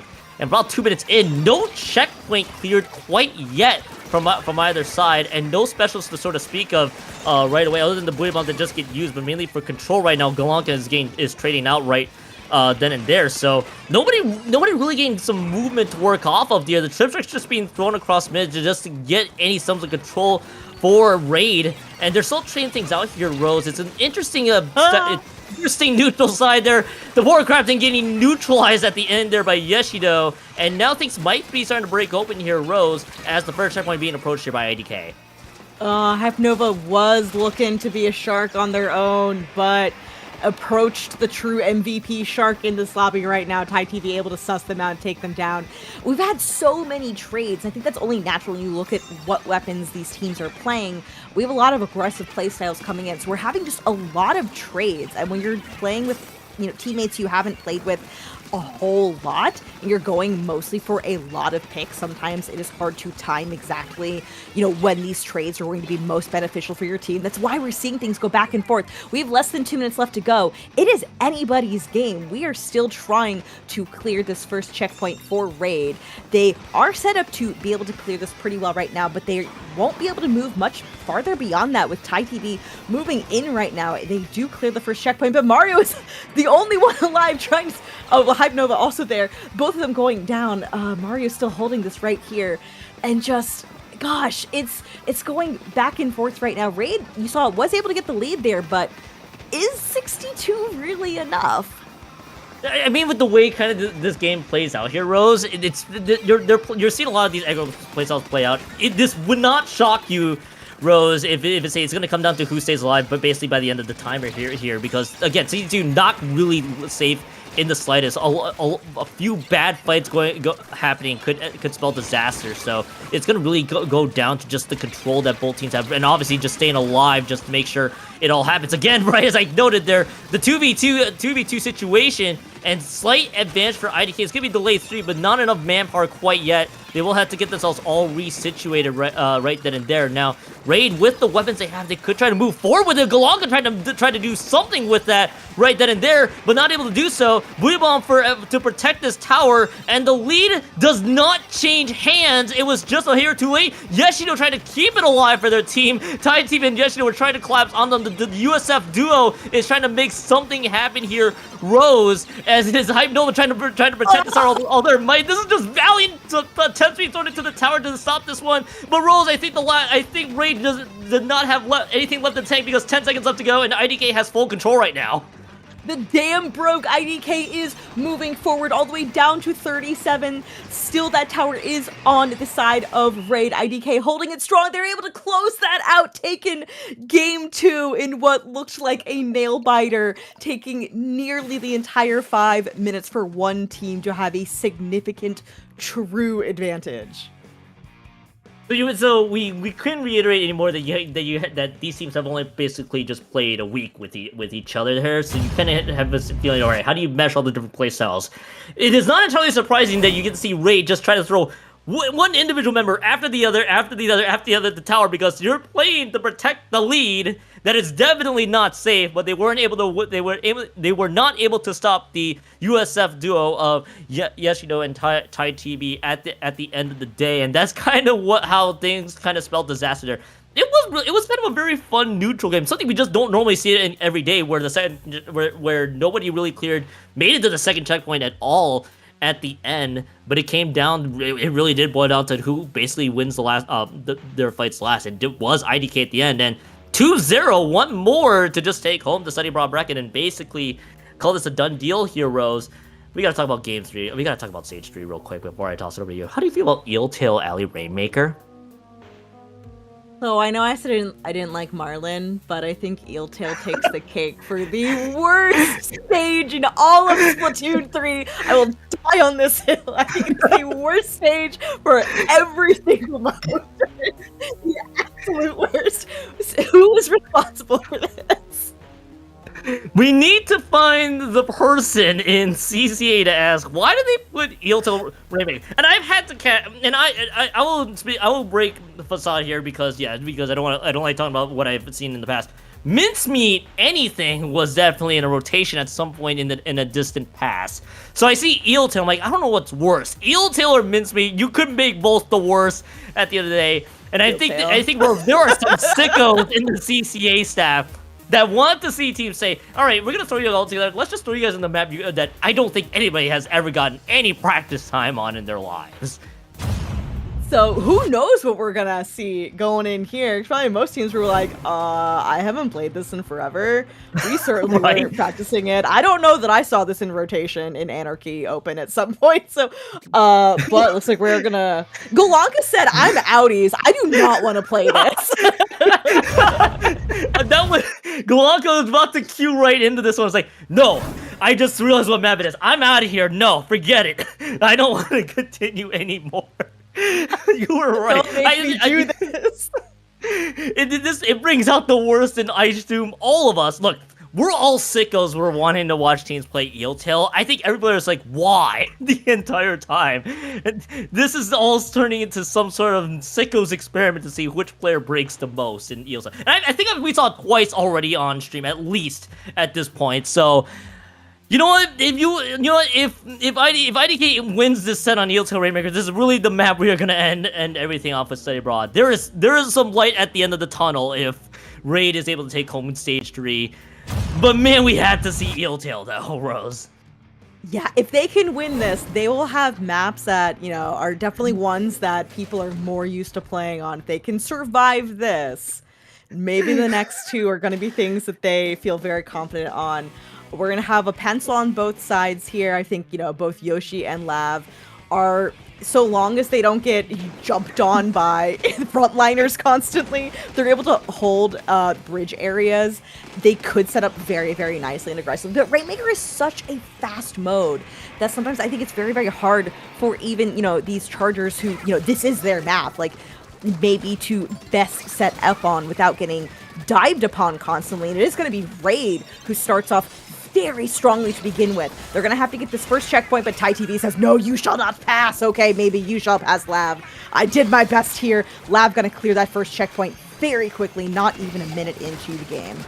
Some very interesting conventional thought in Eeltail Rainmaker words that never has to be heard is I've seen people try to push for the left for the left checkpoint in certain situations. I absolutely kind of adore the fact they went right with the way that game state played out. And hey, getting the first checkpoint is nice, especially in a very wretched map of Eeltail Rainmaker here. So now IDK has to figure out how to make it all work, especially under the bridge there. Oh. And Tai TV moving just a bit too fast there and overshot one of their opponents. I think that was Golonka. They got the shutdown on them. And there was a lot of points that were cashed on both fronts there. It could be a potential push actually for IDK, but Golonka's trying to defend us all their mind. They're just going to pick up this Rainmaker and just retreat it back to mid because there's no place to reset it in this map, believe it or not, here, Rose. So they got to deal with this Rainmaker going back to where it needs to be, and that's just the end of it. But Rose, IDK is not laying their foot off the gas pedal. They're still trying to go for more pushes.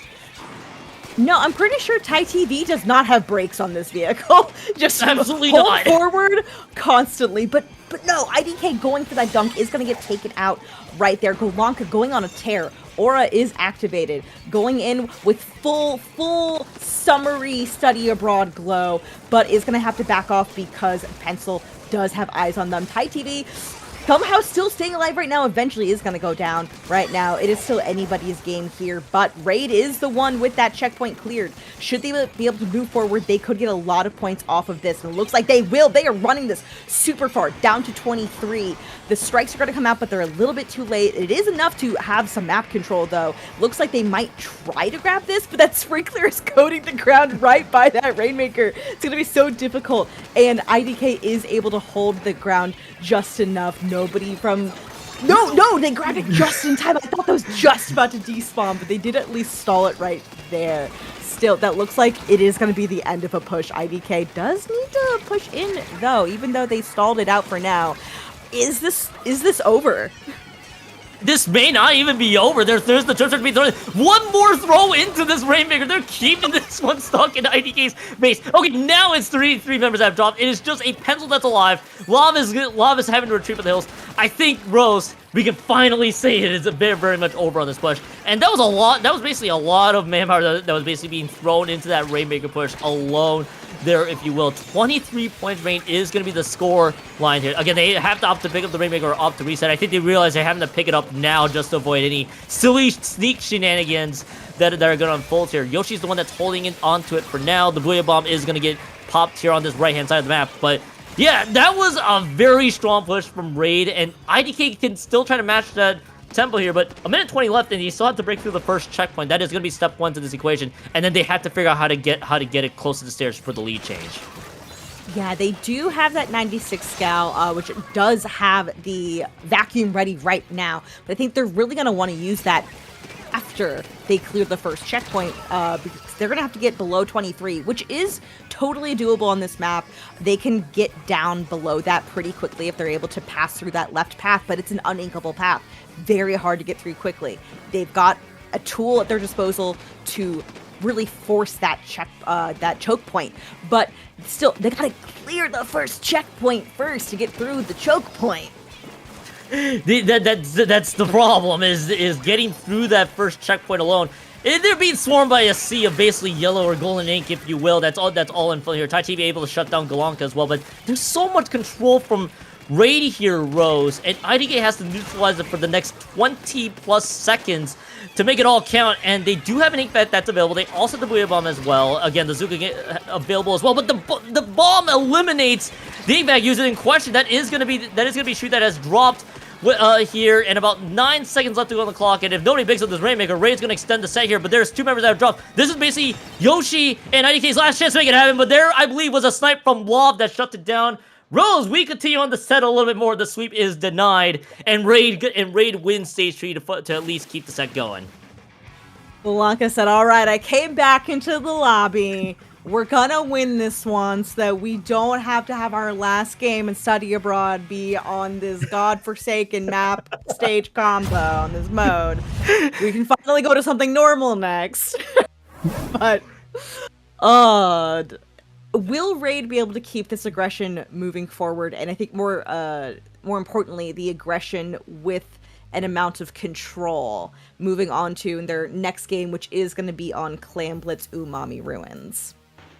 So a little preview for you, Rose, is it's Umami Ruins, Clams, and then Mahi Zones, which are all very maps that do get regularly played, of course, across the board, as we all know. Which that could prove to be an issue because we got the 2 oddball map choices. They're pretty much gone. There are no more oddball choices the rest of the set here as well. And if you're gonna get a win, can you replicate in stages that do get more regularly played than the other? And I wouldn't be shocked if there are weapon changes, because Eeltail Rainmaker itself here, Rose, for all of its hype and glory, sarcastically speaking, there might have been some very weapon specific strategies that could have been in play there as well, especially with how rectangular Eeltail is. So I think for Umami Ruins Clans, we could be seeing a semblance of normalcy for our map choices, but again, or for weapon choices, excuse me.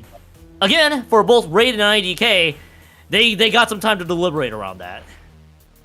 Yeah, you know what? I think we've talked about Thai TV a lot. I feel like when Thai TV is having a good day, you can't help talking about them when you're playing something like a Carbon Roller and you are securing all of the picks for your team. This could be a really great stage for Thai TV on that Carbon Roller, especially attacking that middle raised area, and just also if they want to poke on the dome area, if they're able to take anybody by surprise, any anchor that's trying to hold their own dome. You know, I think again we just got to make sure that we're not letting Thai run around without any eyes on them. Yeah, and right now coming into stage 4 here in this Umami Ruins Clan Blitz matchup, and now we're getting to see weapons that look a lot more reasonable. Mario playing the Forge Roll actually very reasonable here Rose for this. So I want to see how they can weaponize that right now. But I mean, the Forge Roll is gonna have to wait maybe about a couple more seconds. They just get eliminated right away. They're about 20 seconds into this one. But again, both teams gathering clams, trying to get the power clam spawned in right now. Let's give some time to feel out who will get the first advantage here. And Rose, if there's anything that we have seen from the previous three stages in this set here, the aggression is probably going to be at a maximum, so it will come down to winning the individual fights on this map here. IDK did spawn the power clam, but they did get neutralized for now. But the point being, Rose, don't be surprised if aggression is the name of the game, especially with what IDK is trying to do right now. Of course, the Zuka coming out, not able to get something out of that, is contributing to fights. Things are opening up for IDK. Yoshi just trying to finish swimming through, able to throw in that first ball that is open. So many members of Raid are down. This is a scary place to be if you are Raid. They're going to have to take control of that area around your basket, but Thai is, again, Yeshido and Thai have been working together really, really well with Yeshido's Booyahs, being able to throw in for Thai to sort of act as a smokescreen for them. Down all the way to 47 is a really great initial push right now, but that is going to be the end of the initial push coming out from IDK. But you know what? They still have control of mid for now. In typical Splatoon wisdom here, Rose, they are past the 60 unit points pass, which is a very good sign for your first push in Clam. So Ray will just need to look for the same counter response the other way. They do have a buoy bomb that they just popped, by the way. It's gonna probably looking for a lot more control to work off of from Raid, and you do get to see a lot of yellow paint on the floor, if anything, here for Raid. But the question is, can they weaponize them and put it all together here? Thai TV has other ideas, Rose. That is a double that just got materialized. That is going to slow things down a bit. Now, Galonkan has 7 clans, but they are stuck pretty much in a rough spot there. Yeshido's going to shut them down. And all that being said and done, a good opportunity there, Rose, for Raid to strike. Just get neutralized by Thai TV and Yeshido doing their part. They work together so well, as we expected, you know, two players in here who do actually play on a team together outside of this. So in one way, they have a little bit of an advantage being able to go, okay, at least like the two of us have a lot of experience playing together. So we know exactly how we like to set up one another. Shu is holding a strong position here on this mini splatling. Of course, getting those Zukas sent out here. They're trying to throw all these specials at that dome area. Not able to get the pick on Lab, but was able to dislodge Lab for a little bit. Eventually take them out here. That is a lot of clams in IDK's hands. The map is opening up for them, but not if Golanka has anything to say about it. Is able to get a pick off of that. Yoshi still holding the power clam for the team and able to get some snipes off of that pencil for it. Deploying those tactical drinks, you can only think that IDK is setting up for another push going forward if they can really get Ty set up. But oh no, maybe the tides are turning. Maybe the tides are certainly turning, and maybe the TV will have to be turned off for a little bit here, Rose. And the thing I'm actually kind of really impressed with from IDK, especially with the 4 players that are just playing together for the week, is basically their ability to play clam blitz games, no matter how crazy they are, has been so strong. Their the defense has been on point. Their offense even more so on point right now. They could get another push on the board. Yoshi is able to throw that power clam in. Now can they break it past the penalty points right now? They're just one member that have dropped. The 2 has also dropped as well. Yeah, Shu's gonna be able to throw in some small clams, at least break through. That's probably gonna be the last possible amount of clams that they can toss in before the wipeout is secured. Now, when you're wiped out, you could take full advantage of the upcoming pushes down the line, and that's what we are about to see here from Raid with 50 seconds left to go in the tank here. Lob is one that has the power clan spawned in, 45 seconds left. Now, they gotta throw these trip strikes to put a lot more yellow paint down on the floor to at least cash it in. The question is, when will they start moving with it? The answer appears to be not quite yet, because yes, you know, Thai TV has other ideas. They have to throw the blue one. They're throwing a lot of resources into this one, and it leads to 3 members drop. The power clam is being tossed in. It's only just going to be the one and done push. 25 seconds left to go. Right on cue, IDK's defense has been strong once again. Strong teamwork together. We were able to get 1 power clam in for Raid, but nothing more than that. And that ate up a lot of time for them. They're going to have to set up yet again, make sure that they have enough clams to keep this going. They do have a power clam ready in Lav's hands to force the overtime, so they will have some time to work with starting right now. Golanka trying to make something happen with this hammer, needs to get this pick, not able to do so, but to stay alive, gets it in the end. The rest of the team is starting to move in. They're 2 down on IDK. Lab trying to get in. The strikes are coming out. Lab's going to throw in that power clam. We need to get down below 29. We do have clams in hand, but there are only so many right now. Lab is holding this dome area, trying to get the rest of the team in. We're down to 43. We do have 1 clam in hand from Lab. We need to get some jumps in right now. Lab needs to stay alive, needs to throw in that clam. That is going to be open for a little bit longer, but we need more clams going in. That is going to be a closure to the basket. Not enough to place out IDK. IDK taking their 3rd game here in Grand Finals for this iteration of Study Abroad. What a well-played grand final set overall here from IDK. Of course, our silliness in stages 1 and 3 was absolutely phenomenal. Phenomenal, if anything. And we had the oddball maps. Marlin Airport Zones was there. That was home by IDK. The 3rd one very much was a departure from it, because it was Ray that just took it home, and that was so well done here from IDK. Again, a lot of props to Yeshio and Thai TV being the 2-headed monster that I always like to call out, doing a lot of damage for them right now. It's just excellent teamwork all around. A lot of props ready to at least try to keep it competitive, but IDK had other ideas today. They did. That Eeltail map was the one that Raid was able to win to keep it going. It was extremely scrappy. Thai TV doing, of course, what Thai TV does best, going after pick after pick. But Golanka did the same in this. Golanka and Thai TV filling rather similar roles here for each of their respective teams, and we got to see that a lot. But it was Yeshido and Thai TV with the combo of the Carbon with the Stamper being able to support one another in a very aggressive fashion.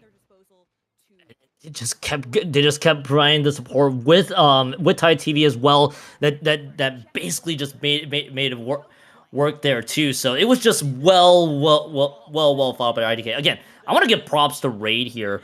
Rose with just a lot of hype. Nova, Galanka, Mario. You can feel like Galanka was just doing their part to keep Raid alive here in this one, but just not enough at the end of the day. But hey, it's the power of meeting your new friends across the teams that really mattered here in Study Abroad. Three Rose, and I think that's just the pure enjoyment for this one. And I think Rose, we did have an opportunity to do the other finals, but I think we have commitments we got to start heading off to wrap up today, if I am not mistaken, Rose. Would that be correct? We do have some commitments. We have some adulting to do with some big purchases.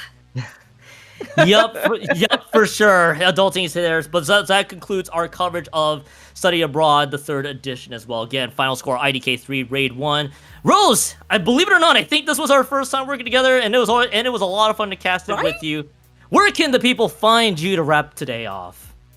You can find me in all the various places, from Blue Sky to YouTube to Twitch to Instagram, at Rose of Battle. Kyon, it has been a delight. We've known each other for quite a while now. We've always been orbiting one another, but never actually in the same place at the same time before. Oh yeah. And now the fate has definitely have finally lined up for us to work together this one. Kyon2570. It is Twitch, Blue Sky, and whatnot. And I am here to spread the word that Dreadbringer is not quite a great weapon, even though it has definitely showed off a lot of value. We don't. I mean, met with all the Dreadbringer hate lovers. Talking to somebody who's been playing a lot of Dreadbringer. I noticed. By the way, shout outs to Vapor/Ryan for production here on CCA. You did phenomenal today, boss. But that's enough from all of us here at CCA with our producer Vapor and my fellow co-com Rose. My name is Kyon saying thank you guys for tuning in. We'll see you guys for the next edition of Study Abroad down the line. Until then, take care of yourselves and have a good rest of your week.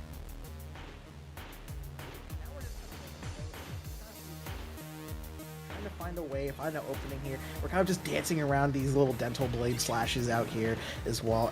And I'm wondering how this double splat lane comp is going to play out in fruition. Yes, you have a roller and a 52 to kind of round things out here for the group. But for Grocery Store, I think this could be a very defensive, probably range-heavy setup that they have going on over here. As we did get to see the jump here from sir, and the wipeout, I think they just... We get the beautiful picks, and now you hold the lead, and it's practically GG's, Grace. My gosh, Strike just going into Aura Farm, gets a pick, is trying to keep back the members of Haha CW back even further. They do end up taking them out, but I mean, there's just no way that they're going to be able to grab that Rainmaker in time. Nope.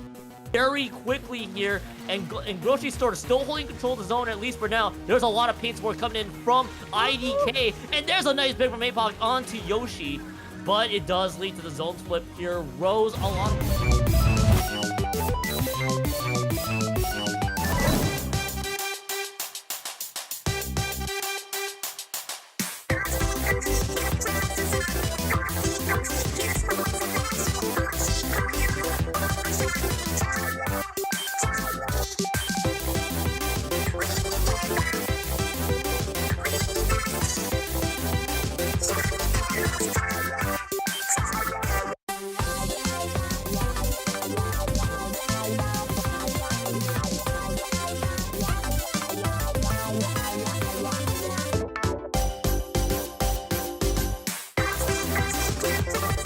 Go!